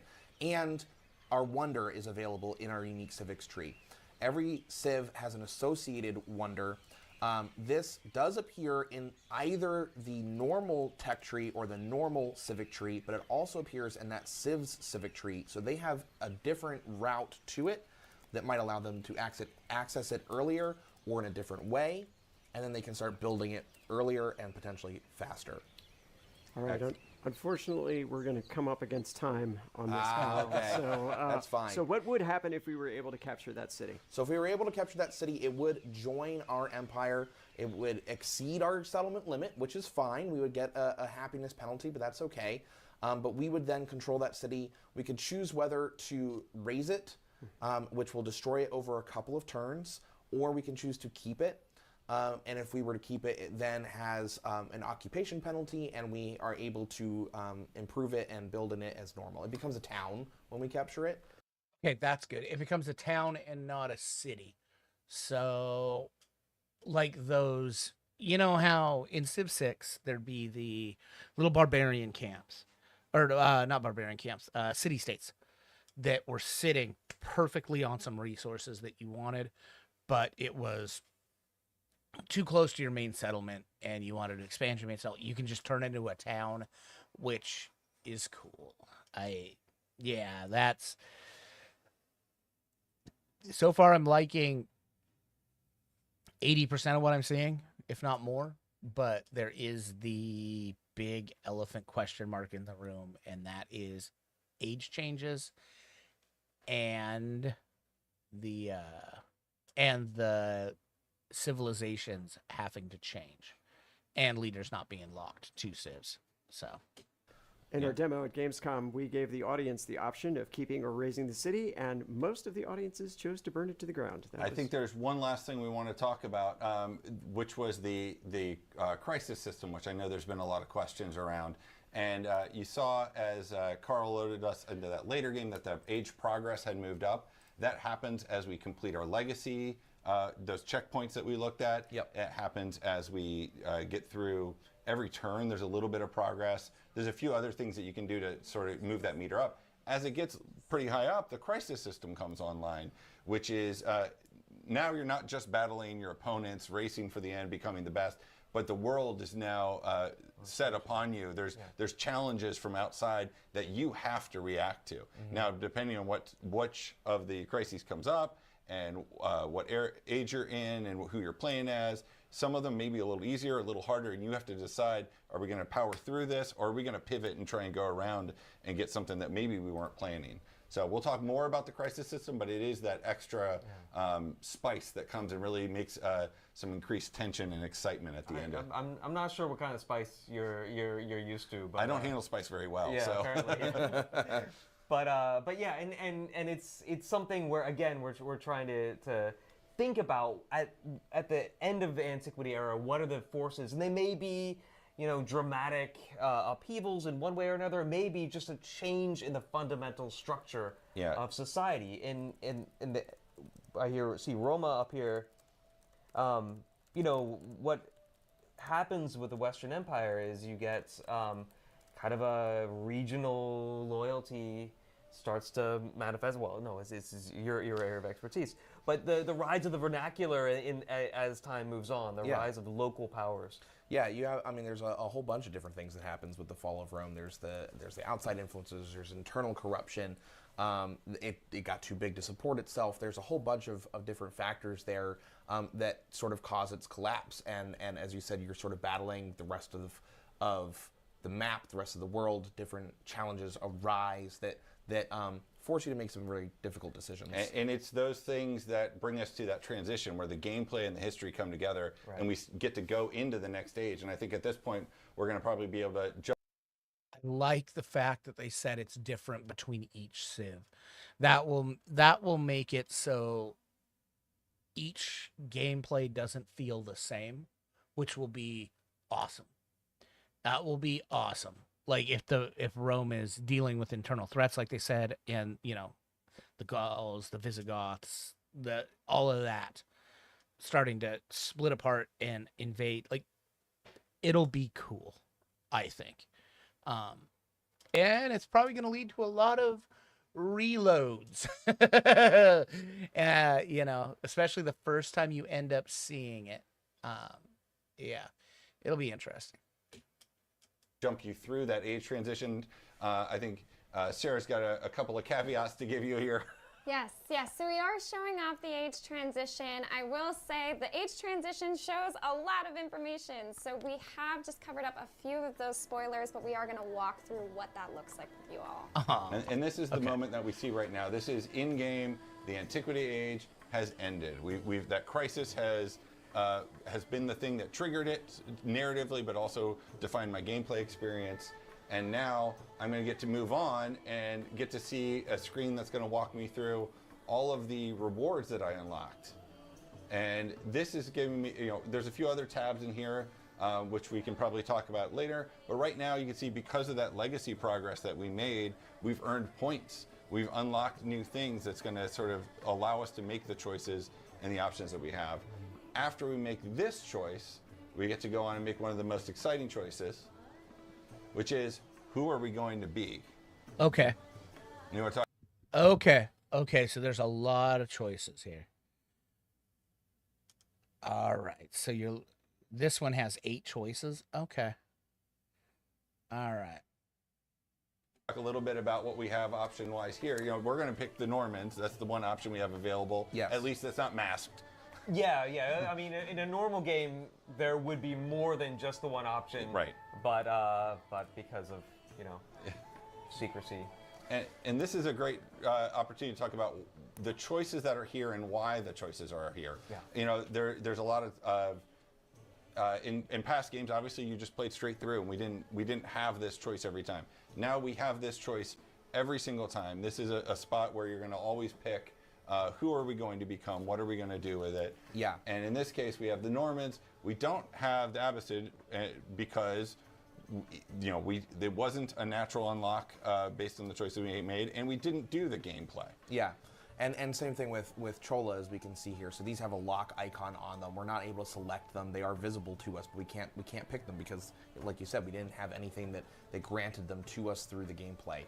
But Normans are available, so if we were to select that, we would then come up and see what they have as part of their civilization kit. So let's go ahead and let's take a look at what that Norman selection screen would look like. Okay. This is cool. I like the fact that there's a natural one that you unlock, and they talked about this in the reveal for it. But like the Abbasid, like I don't know what it is. Like Chola, I mean it shows an elephant there. It'd be like you have to have like 3 elephants in your empire. The one they showed was for Mongolia, I think. You had to have like 3 horses in your empire, and then you could unlock Mongolia. So you could be Roman Mongolia, which is interesting.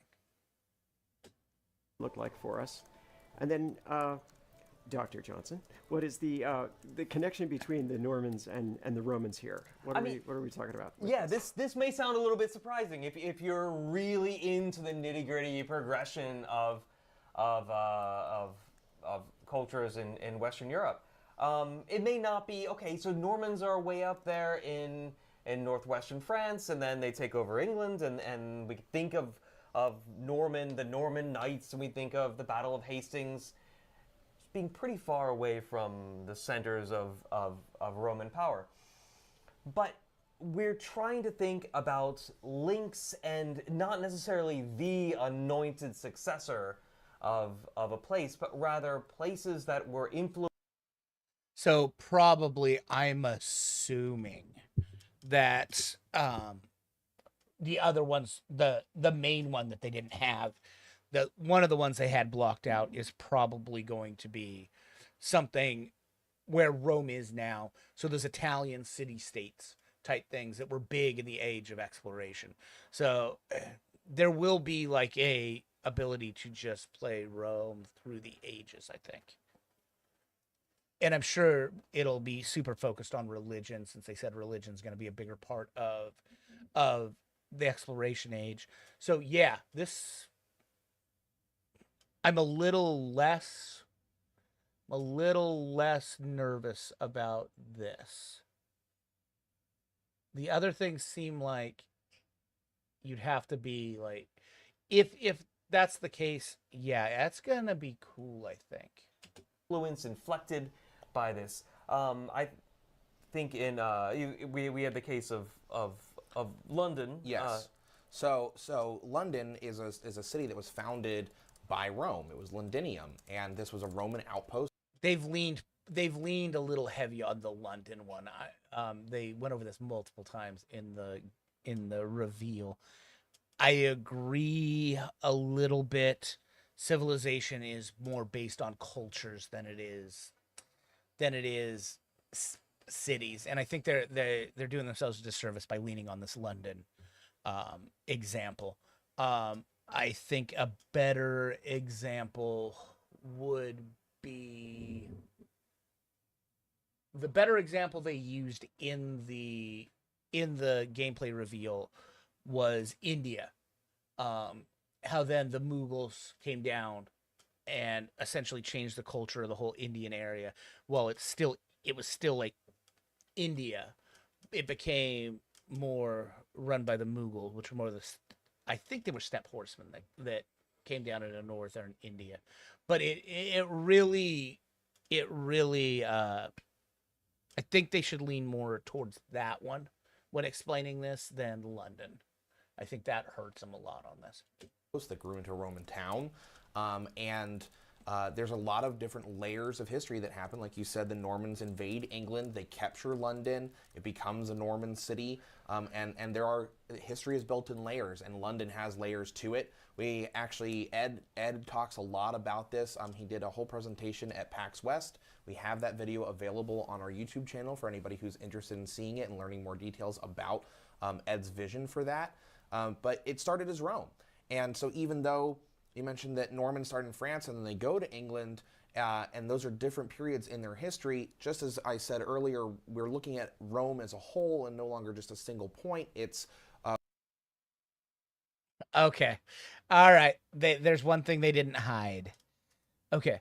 So if you play as Greece, okay. So Greece has a Norman automatic influence because right here it says play as Greece, play as hidden. That hidden is going to be probably, I don't know what they'll refer to it as. They'll probably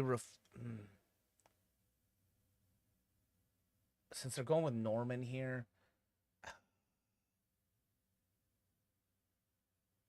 it'll probably be Italy, I think.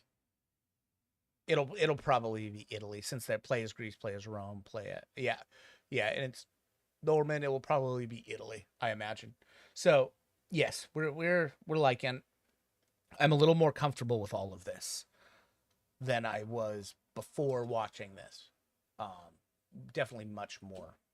We're representing everything in Rome from the 12 tables, which is the start of their government, to the Senate and people of Rome at the end. The Normans were looking at a variety of different things too. We have France, we have England, and Rome was in both of those places. That was both part of the Roman Empire at one point. And for the Normans, they are influenced there by Rome via Gaul, via this long chain of historical connections that we're not going to represent, because to do so, you'd have like 15 little mini games where suddenly you're playing as Gaul and then you're playing as like Frank. That was a dig at Humankind. Humankind had these changes, and it was rapid. In fact, I wanted to play a 5X game. We'll play some Humankind when I get back, just to show how it's done not as fun. And like I said, we haven't played this, so we don't know that this is going to be fun yet. But I'll play a Humankind game when I get back from this weekend. Like I said, I won't be on Friday, Saturday, Sunday. I have a Warhammer tournament in Portland. So I will, Monday morning, my morning, after morning, I will do a tournament breakdown. I'm going to do that from every tournament I go to. I'll talk about who I went with, who I played, how the games went, all that stuff. So, yes, this will be cool. I like this so far. I like this much better than the way Humankind handled it. Frankia, and then you're playing as this and this and this. This is Broad strokes. yeah. Let's just take 2 points on this chain. Yeah. And Which, by the way, is the right way to handle video game. People will be like, the best games we've ever had are, Blizzard did things back in Blizzard's heyday. Blizzard took ideas that were already out there, and then they perfected them. The MMOs were out there, but Blizzard with Warcraft, World of Warcraft, took it and distilled it and found the best way to do things.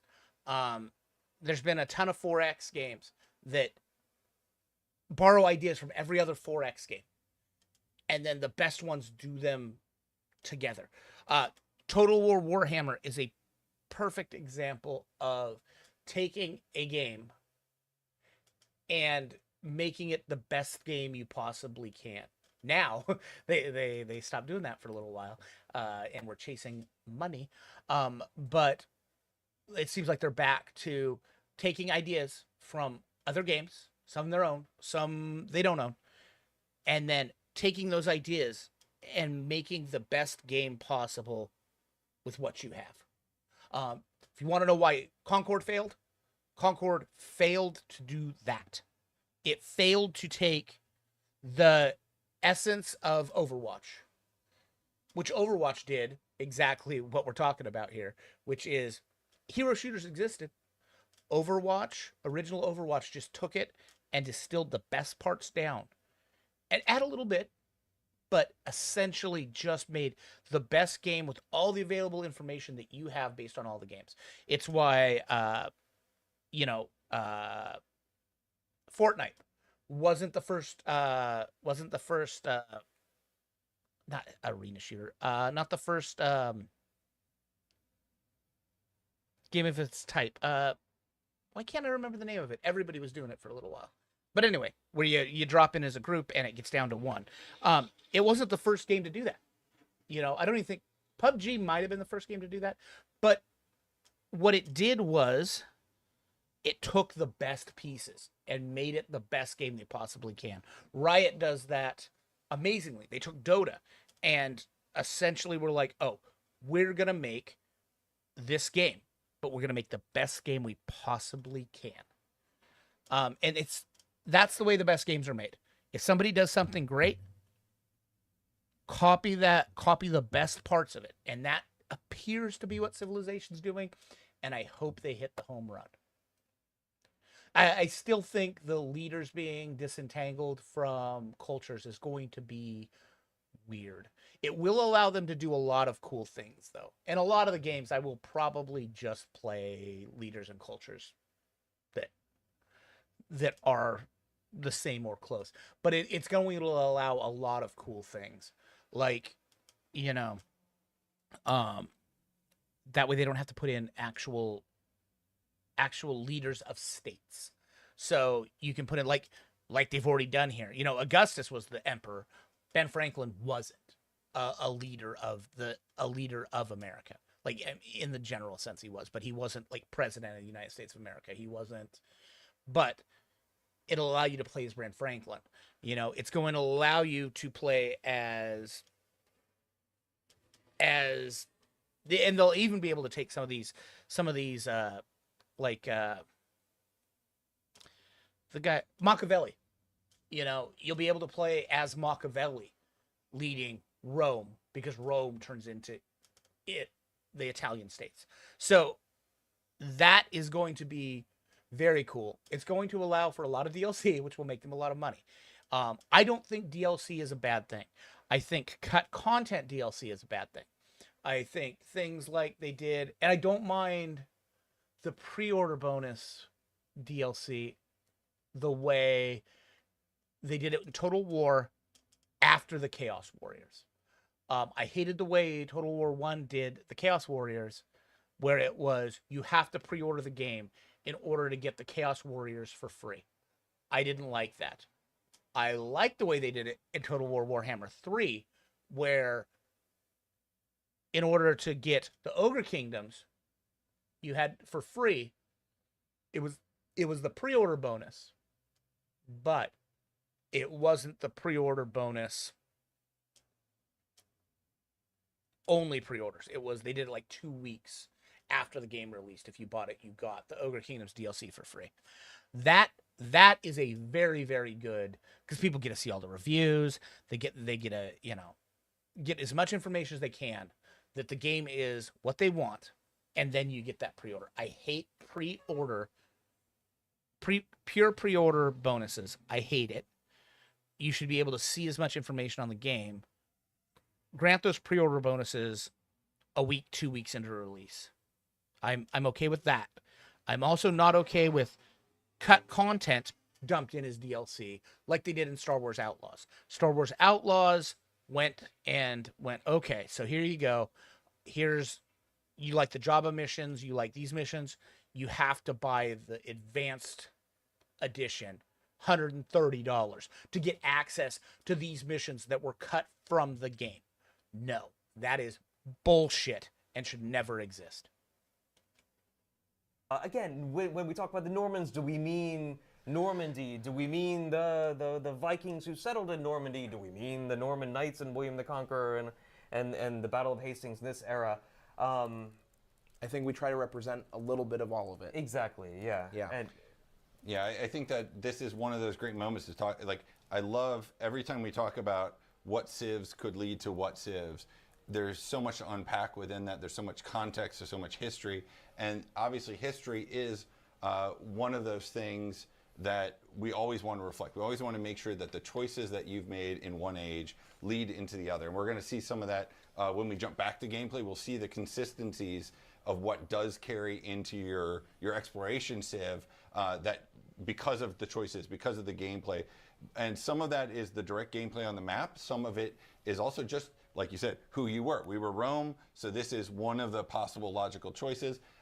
We've got one that's hidden on here. That could be a gameplay thing that you could do to unlock this as well.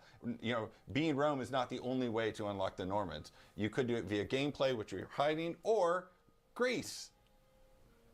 Right, oh my gosh, that brings us to our Civ reveal, which is extremely exciting. We are revealing Greece today on stream, and we're going to be Really? Your reveal is Greece? Come on, guys. Everybody knew that Greece would be one of the starting civilizations. If Rome's one of the starting civilizations, Greece sure as fuck better be one of the starting civilizations. This is my shocked face. I am truly shocked that Greece is one of the starting civilizations. adding a game guide to the Civilization website, so definitely check that out. And I know that a lot of people wanted to know a little bit more about the icon in the upper corner. I was supposed to mention that earlier. We're going to talk a little bit more. There's a lot of exciting player level developments and things that we're going to be able to expect. That's interesting. So for the Normans, we can extrapolate a little bit about what factions or what one of the other starting cultures is going to be able to be. So the Normans, Northern Europe, they go into the Normans are kind of the primary up there in the Northern Europe. So if you've got Rome, you've got Greece. What else could possibly transform into Normans? And here's the one I think it's going to be. I think it's going to be Gallic tribes. I'm assuming it's going to be some kind of Gallic tribes. Because your Gallic tribes are going to want to be able to, and here's the 3 I think they'll be able to go into. Because it looked like there was 3 there that weren't locked by anything. So your Gallic tribes are going to be able to go into Normans.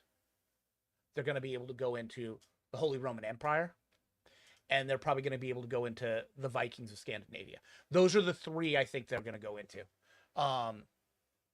Even though the timing's a little... Oh, no, I guess the timing's not bad on going into the Scandinavian. Scandinavian. So that's... I'm going to bet money we see some kind of Gallic tribe. Because we've got Rome, we've got Greece. The Gauls would fit there. And, give me Vercingetorix. Give me fucking Vercingetorix. That will be my first playthrough if they give me Vercingetorix. That will definitely be my first playthrough if you give me him. I'm also I'm really interested. Yeah, it's definitely gonna be Gaul. Expand on in future live streams. Yes. All right. Well, we are already hauling along pretty well, but we did want to have a little bit of time to play as Moria. So are you ready for that, Carl? I think we need to actually check out Rome in the exploration age. Oh, yeah. Yes. Okay. Sounds good. Sounds We're all better. running full Even speed better. to try and get Yeah. there. Yeah, so if we jump back in the game here, we have done our age transition and we have selected Normans. So this is Rome as Augustus transitioned into the Norman civilization in the very first turn of exploration here. And we can see that this is the same Rome that we were just playing as. This is the same city, it's the same map. We have just moved forward in time. We can even see we've still got the wonders that we built. We have our wonders. Unique quarters there. Now, Unique quarters, our yeah. Roman Forum is still here. Our palace has changed. It's now a Norman palace. Can you push in a little bit more? Yeah, zoom in here. And we can see that the buildings, the population buildings that fill out the districts here have changed architectural style as well. But the other buildings here are those Roman antiquity buildings, and those are still present. We get to keep all of this stuff as we move forward. If we look at some of our other settlements up here, we do have the settlements that we captured, all the towns that we founded, those are still here. We're at 8 out of 8 settlements, and we can even see that we have some of the tile improvements that Aksum gets because they had built them while we were still attacking this settlement, and we captured that. We get to keep those ourselves. And That's cool. That is cool. That is really cool. The settlement tiles, the very special settlement tiles that the computer builds, or other players, but that get built, you get them. Okay, that's awesome. That is super cool. I love that. I loves that. they transition with us. We still have them in the exploration age. And our relationships are still here. That's still part of it. It carries forward. Yeah, and there's a few other things we'll get to go through as we go through the rest of this turn, but it's just like basking in sort of like, oh, this is the same game, right? This is not, I didn't reset. I had a few things sort of change, a few things level out to keep the world interesting and challenging, but at the same time, I won't walk in and be like, wait, what's going on? Or I don't know what this world is. And go ahead. Okay. Go ahead. I think also in looking at any one of these cities, too, you kind of can see the possibilities of history. So you came into to Rome via one link, or you came to the Normans via one link. You could have taken a different link in a different way, and I think that is also the case. Speaking as a historian here too, is that when you look back, there is no one destiny to which we are inevitably moved forward, nor is there one origin that we come from. We are always of multiple places and destined for someplace uncertain. And I think in that dynamism of, how many things we could be made of. We have the age transition choices. We do have we that. get to show There's off. two last things. I'm Come on, jumping Carl. back to our gameplay, pulling you guys back in here. There are other things besides just the buildings that we have on the map that do carry forward as part of this transition. We can see here this is the commander that we had. Our other one is in one of our other settlements here. Our promoted commanders carry forward. It's no longer the Roman unique one. It's now a basic one because it's not a Roman unique unit, but it has all the promotions. It's a Norman commander, It's and now a Norman they commander. don't have a unique commander. Yeah, but it still has all the promotions that it had. And lastly, we still have those unique traditions that we were talking about earlier. This is part of our Roman identity. We still have these. We're still able to slot them. This is cool. I like this. I am far more comfy now with these ages. They did a good job here. As our social policies, and this continues to stack as we go forward. So as we play through an entire campaign, we're able to layer our civilization choices together to get the infrastructure added together, the traditions added together, and all of those things create a whole new gameplay experience that changes every single time. I think you it's a play. great point to call these out, because in the last age we had the civics for the Antiquity Age, and we had the Roman civics that we could unlock traditions with.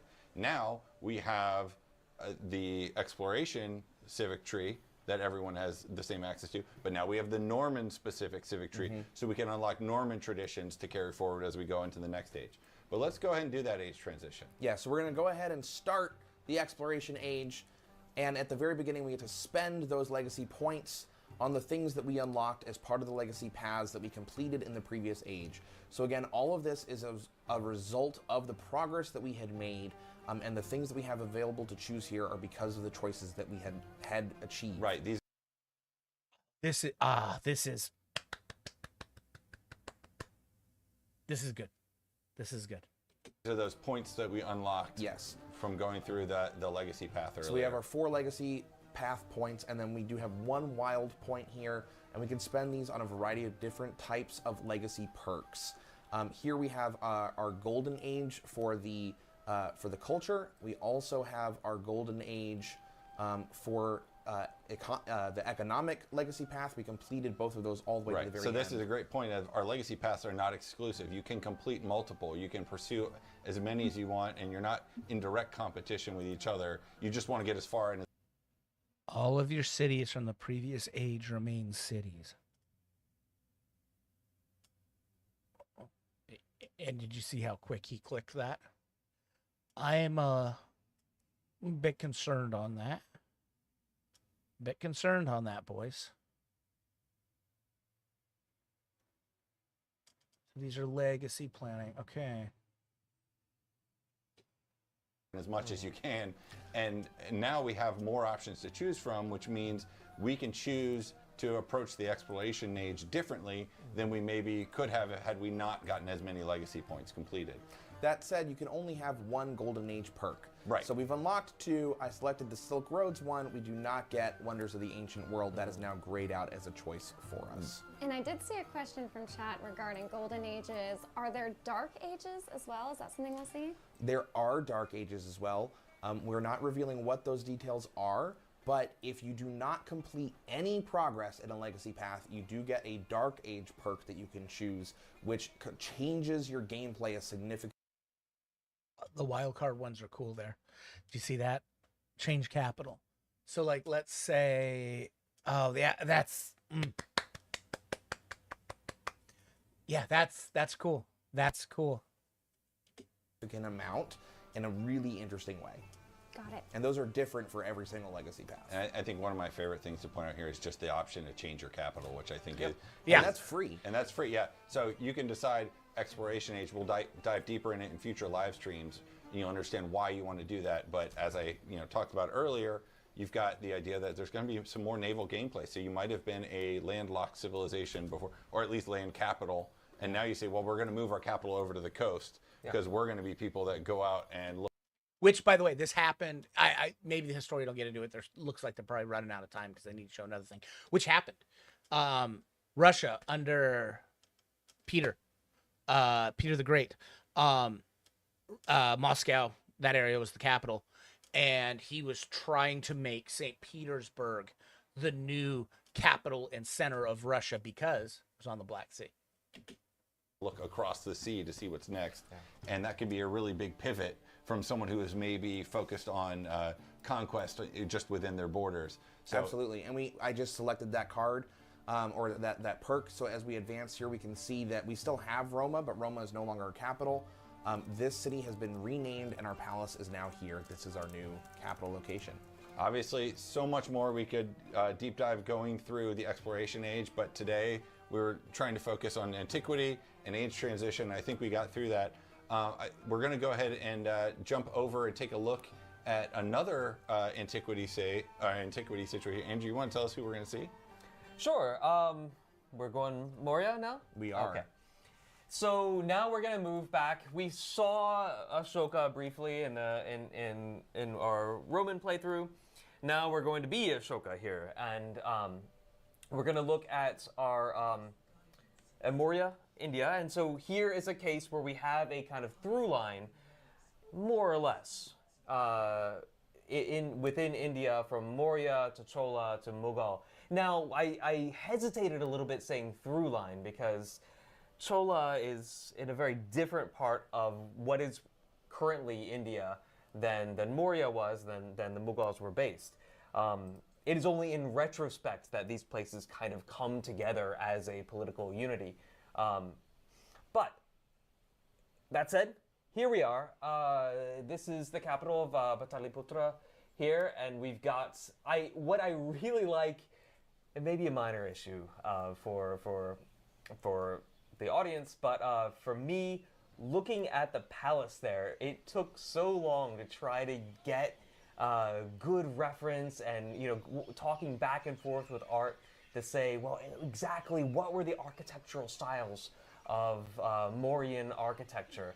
It's a mixture of guesswork and some reference and some archaeology.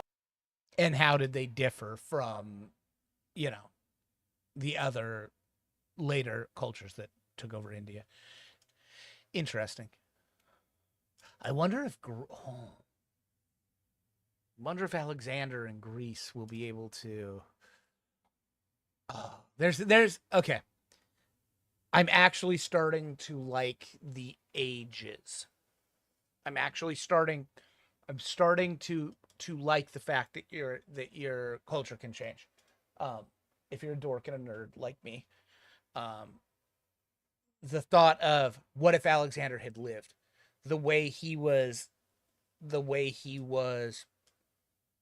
really enjoying the cultures of the places that he was at. He became, because he wasn't really Greek. Really Greek. He was from a northern. He was from, I think, was he Scythian? He was from a little bit north of Greece, and as he moved east, he started. That guy was cool. He had a loud truck. As he went east, he really started to embrace all those other cultures, and like, had he lived, what would Greece have been? That's some really interesting shit. So yeah, I'm starting to like this a lot more. But I love the amount of work that goes into a lot of these little things. With antiquity stuff, it's going to sometimes be guesswork. I think it's a great example too. The palace is incredible, but even just looking at the land around it, the buildings, the population centers where people live, it immediately feels very different than what we had when we were playing as Rome in our other game. Yeah. And we got Carl exploring the map, finding a couple more of these discoveries, giving us some more choices. Bring the charlatan to justice. I'm not going to damage our unit. I'm just going to take the happiness here. This is happiness towards a celebration. And speaking of, we have a celebration available to pick. This will give us a new social policy slot, as well as allow us to pick one of these two bonuses that will last for the next 10 turns. I am going to go ahead and select food because I think we're doing some early unit building still, and I don't want to commit to building buildings. And some people probably have noticed, but this is turn 13. We are not on turn 1 in this antiquity game. So we already got I like this. The happiness. So he was sitting at 13. I like that the happiness is creating these celebration things that allow you more social policy slots unlocked. I really like this. Like this is fun. Like this is cool. Um allowing you to build tall till you need to. Yeah, this is I really like this a lot so far. This has been the game this gameplay showing off the Antiquity Age, showing off the transition, which they knew they had to do because there was a lot of people like me that were super concerned because they played Humankind.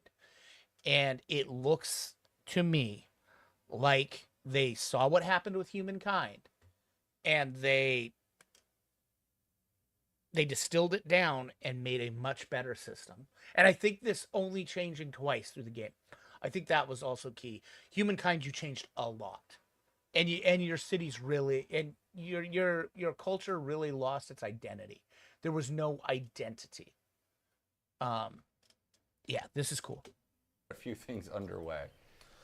We did a little bit of exploring as part of that, and one of the things that we've revealed is this amazing navigable river into a series of lakes that is snaking along into the continent here, and we're going to continue to explore along this shoreline to see how far it goes, what we can uncover. This is definitely going to be a place that we're going to want to settle as we continue to expand. This has been the kind of thing that when I think about the mentality and the mantra we've had of history is built in layers. I am already thinking of, yes, I want a city on that coast, so when I get to exploration, that may become my capital. On the Great Lakes, even on a Great Lake, because it's like, okay, cool, I have all the advantages of being in the center of the continent, as well as the access to the ocean with my naval power. This one. So here we've completed mysticism, and this will give us our choice of pantheon. Okay. And Maria's unique This is ability cool. is that they get to select 2 pantheons. So we're going to go ahead and do that now. Okay. We have a whole list of pantheons here to choose from, and we get to pick 2 of these to keep. Most of these require... I'm gonna pause here. So we got +3 influence on the altar. Okay, so that's just more influence points. The altar gives a +1 happiness adjacency for mountains and natural wonders. Okay. +10% growth rates in cities with an altar. Cool. +1 culture on quarters and settlements with an altar. Excellent. +5 units for +5 healings for units and rural tiles. I mean, that's cool. +1 foods on farms, pastures, plantations, in settlements with an altar. Warehouse bonus. Okay, that's cool. That's cool. That's cool. that the city has an altar in order to benefit from the bonuses. So we're going to want to... Okay. Oh, he's not all the way down. +1 gold on camps, woodcutters, and settlements with an altar. Okay. +10 production towards constructing buildings in cities with an altar. God of the Forge is really good. There's the big boy right there. God of the Sea, +1 production on fishing boats in settlements with an altar. That is so big for island communities, or small continents, islands. Really cool. +1 culture, food, gold, happiness, production, and science on the altar. That one's pretty good too. That's a new one. want to make sure to build our altar in this settlement. God of War is really good. Okay. God of War, +15% production towards training military units. Yeah. +1 science on all quarters. Okay. In settlements with an altar. That's pretty good. +10% production towards constructing wonders in cities with an altar. That's pretty good. Production and training settlers in cities with an altar. No, very few people will ever take that. The altar receives a +1 happiness adjacency for coasts, lakes, and navigable river tiles. So, here, if you ended up putting an altar right there, that's a lot of happiness. That's a lot of happiness. It's surrounded. Or if you had a little island sitting off here to put an altar, that's cool. Whatever 2 we pick, they both apply to the same. And the last one, stone circles, +1 production on clay pits, mines, quarries, and settlements with an altar. That one's really good too. Okay. Yeah, this is altar. There's a ton of different options here. I am going to go with ones that are going to really enhance our on-map yields. Yeah. So I think I'm going to take Goddess of the Harvest, which is very similar to what a granary does. And I am going to take God of the Forest because we also have a lot of vegetated tiles here. These are rainforest tiles because it's a tropical biome. They give science as their biome yield. And so by picking those and then we build an altar, we will get all of this yield benefit onto the map. And again, these are called out as a warehouse bonus, and as I was saying with unique tile improvements earlier, these do not get removed when you build your unique tile improvement. So that'll just stay there and continue to stack up.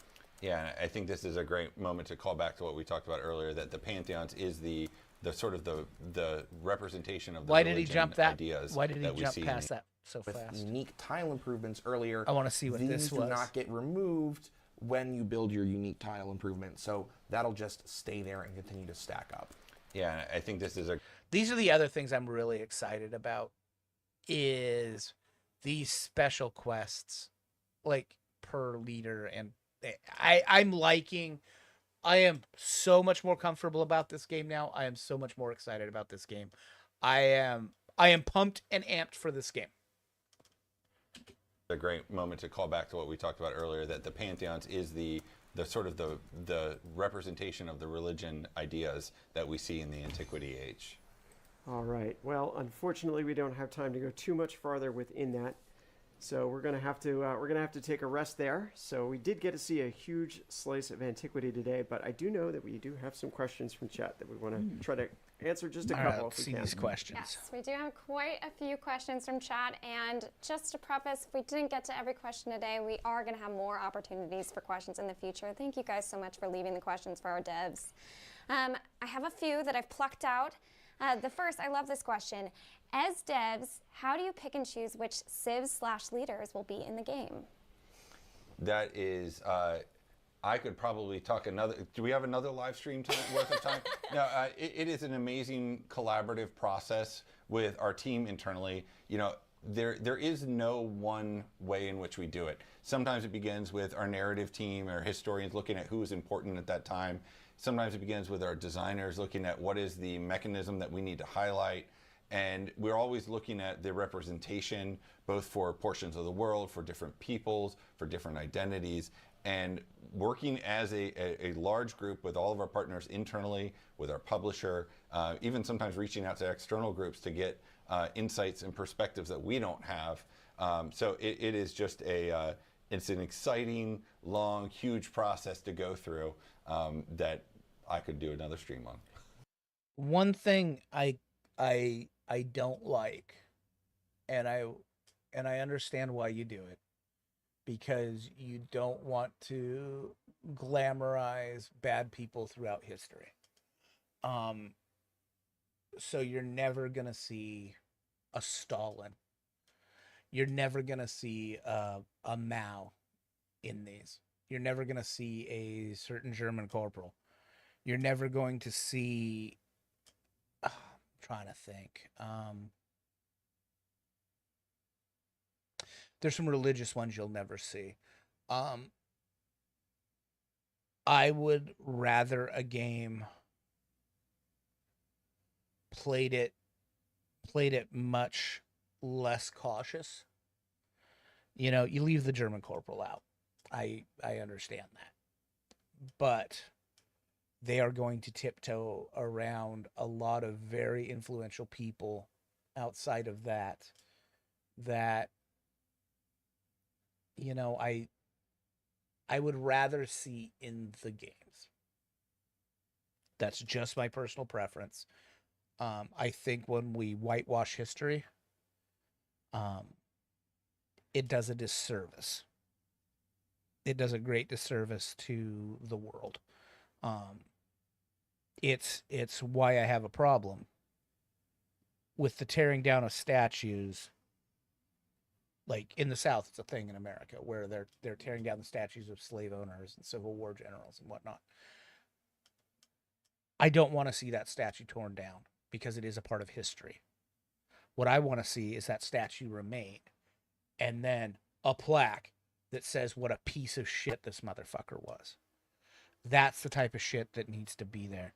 And yes, I understand the argument that, oh, this is celebrating because there's a statue, it's celebrating this person. Well, the fact of the matter is that person was celebrated. And to just tear down that statue absolutely takes the fact that a fucking piece of shit was celebrated by these people. You leave the statue there. You put stuff that says this guy was a fucking piece of shit, and these people celebrated him. By allowing cultures to be able to whitewash their history and allowing, people that, the Civil War was only, 4 or 5 generations ago, and they're still fucking pieces of shit that try to rewrite history and try to do all these things. And I think erasing history allows people to do that more. And I that's why I fundamentally disagree on that. Like, oh, take Christopher Columbus's statues down because he was a slaver and he was a colonizer.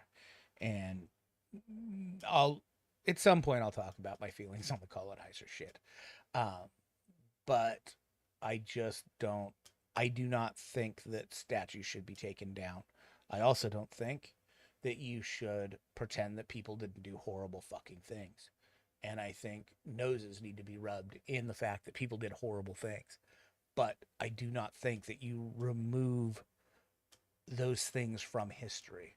I think it creates a very, very bad narrative. And if you're creating a game about history and about the history of mankind and civilizations being gone through, I think leaving out the problematic people and the bad people is doing a disservice. I think it's doing a great disservice to everyone involved. Like, I'm assuming that during the Age of Exploration, they will not be touching on slavery and civilization. I think it does a great disservice to humanity to not touch on to not touch on things like slavery, and to not touch on things like genocides, which they won't do. And I mean, I completely understand why they're not. It's making it, I wish there was more of that, because sunlight is the best disinfectant. And when you don't do things like that, you really, really, really run the risk of how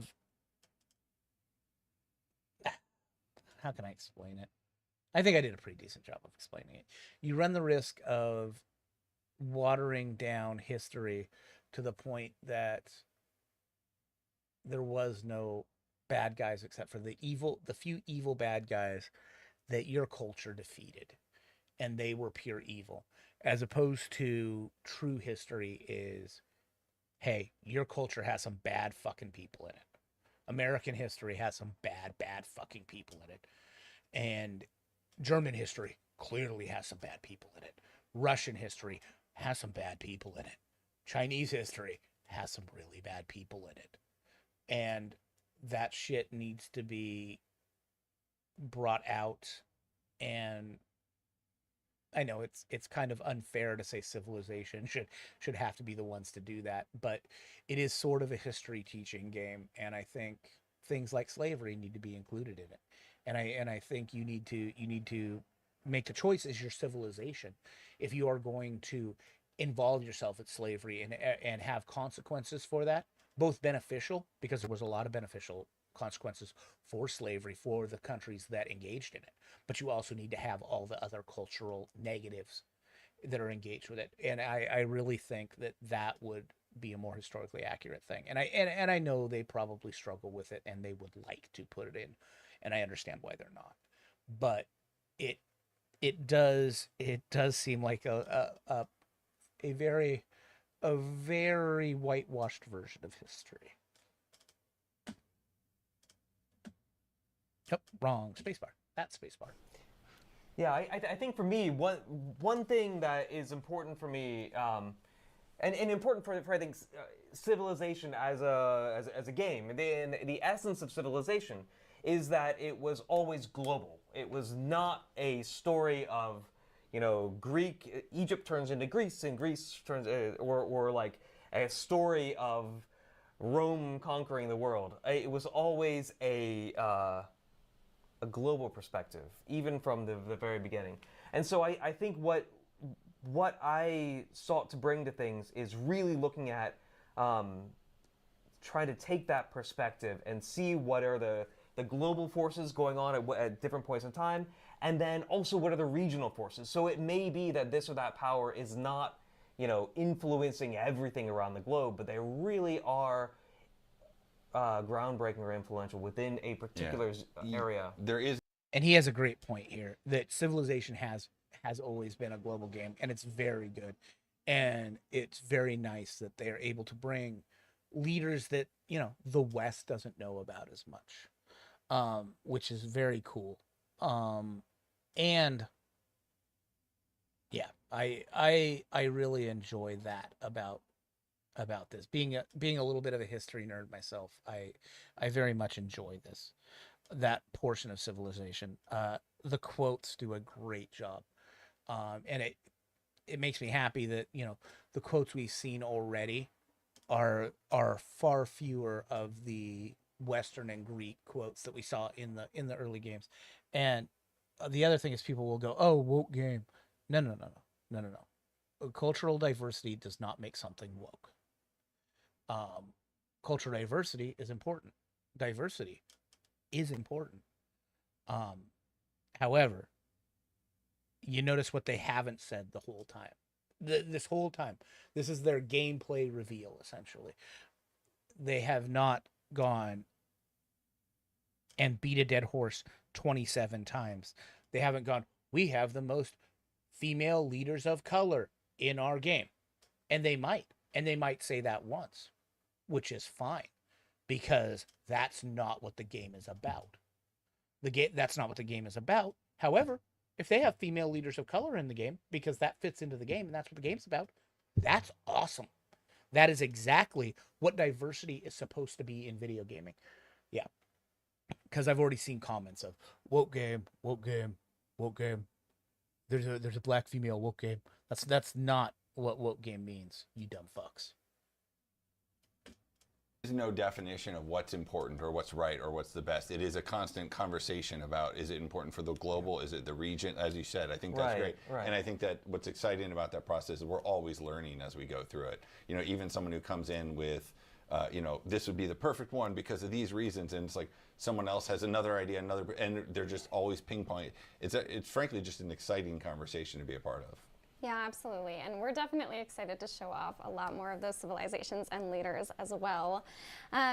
We've had quite a few questions about this. Can't pin it down to one user, but a lot of our players want to hear more about the AI. That's definitely a hot topic. Hearing about the improvements to AI that have been made. Can we speak to that at all? And can we also speak a little bit to how the AI makes decisions during that transition process too? I love how everyone looks right at me. Yeah. I've never written a line of code for this game. No. What I can say about that is that, there's been a lot of investment in the AI this time. We have a bigger AI team than we ever have had. We have more people involved, and frankly, more planning around it earlier on in the process. So in a lot of ways, it's an increased investment. On top of that, there's been a lot of design changes that allow the AI to focus in on gameplay, because we're not talking about the march from the first turn of antiquity to the end with zero change. The AI has clearer objectives, just like the player has clearer objectives within each age. So we're looking at clearer problem spaces. So from sort of a mechanical stance there, that's a great advantage. On top of that, with these pathways, these historical options, as well as the gameplay options, we are allowed to give the AI a little bit more direction in some of their choices, because, well, if you're this leader, you're more likely to pick this civ because it was a historical connection or a regional connection, or because this happened in this age, you've unlocked this, and there's a really good gameplay opportunity for you to take this one. So giving the AI a strong weighting on the choices they make based on those connections has been, at the age transition, has been a really big opportunity that we've tried to capitalize on. That's really awesome. A lot of our players, too, are wondering about natural disasters, environmental effects. Can you guys speak to that at all? We will not have Yeah, those we in didn't until happen to see DLC. any of those really pop up here. they're gonna have them in early? But they are back. We do have good. a wide variety of them. They are gorgeous. The art looks fantastic. But there's, like I said, a big variety. We have volcanoes. We have storms. And those, they will pillage things. They will destroy your buildings. They will damage your units. And then they will deposit a whole bunch of yields on the map. And those are bigger and cooler than they've ever been before. So we're really excited to showcase that. Well, mountains smoke a little, don't they? Sometimes. Yeah. And volcanoes. I saw a specific question. Have volcanoes made it into the game as well? They are back.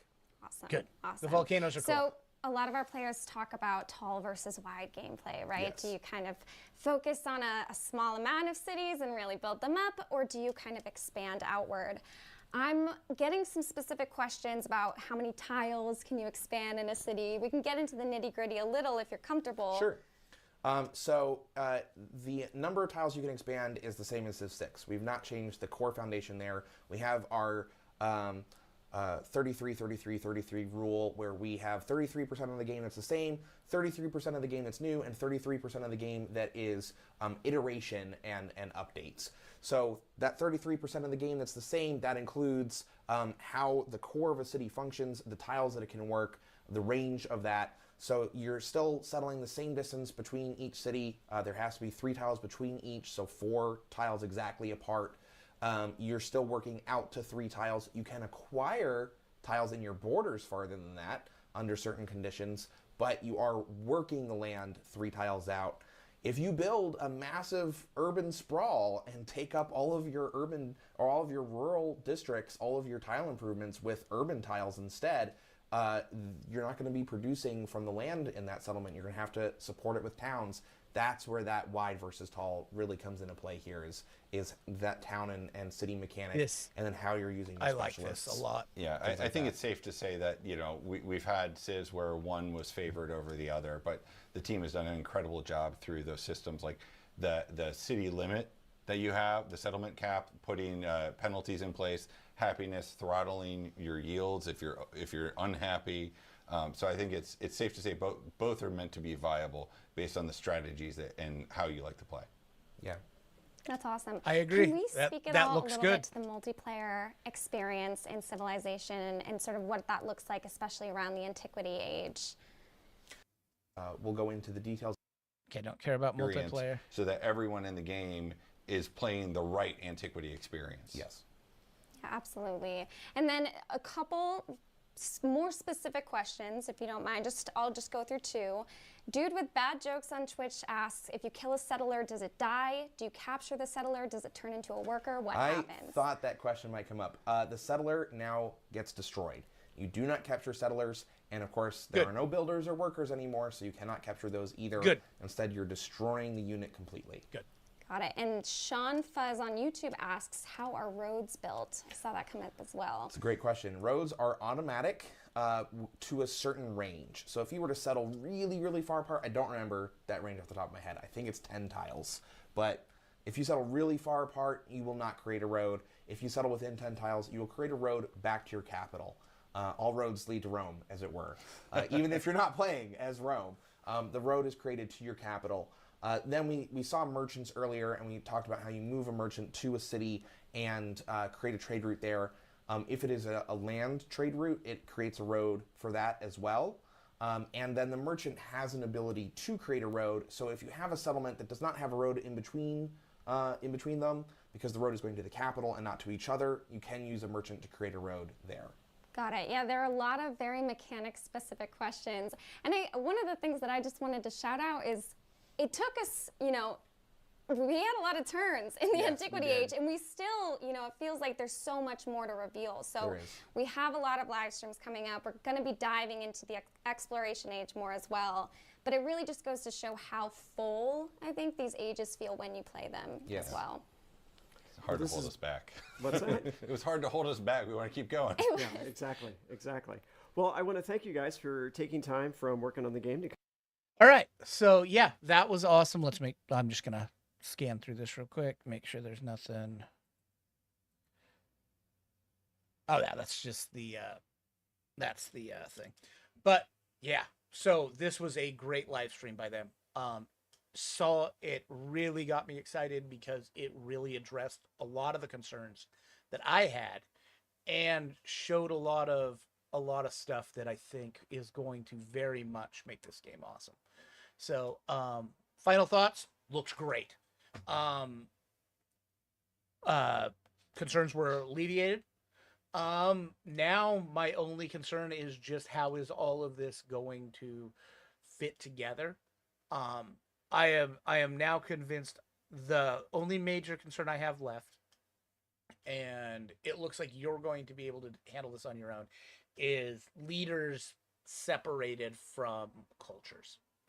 Um, you know, the and as long as there's a toggle button that says, during a game, it's cool that you can do that, but I don't really want the AI computer doing that unless I choose to. If I want to do a random crazy game, I don't want Ben Franklin leading not the American Indians, but the Indian people subcontinent. I don't want Ben Franklin leading them in a game. I want an Indian leader leading them if they're in the game. I don't want Napoleon leading feudal Japan. Like that would be. I don't want that in a game. I don't want my random AI opponents to be that way. But that's the only concern I have, and as long as that's handled, that's freaking cool. So that's my thoughts on that. I figured I'd just turn it on because I started watching it. I got like 10 or 15 minutes in and was like, why am I not doing this on stream? Maybe people will be interested in it. Maybe they won't. But anyway, have a nice day, everyone.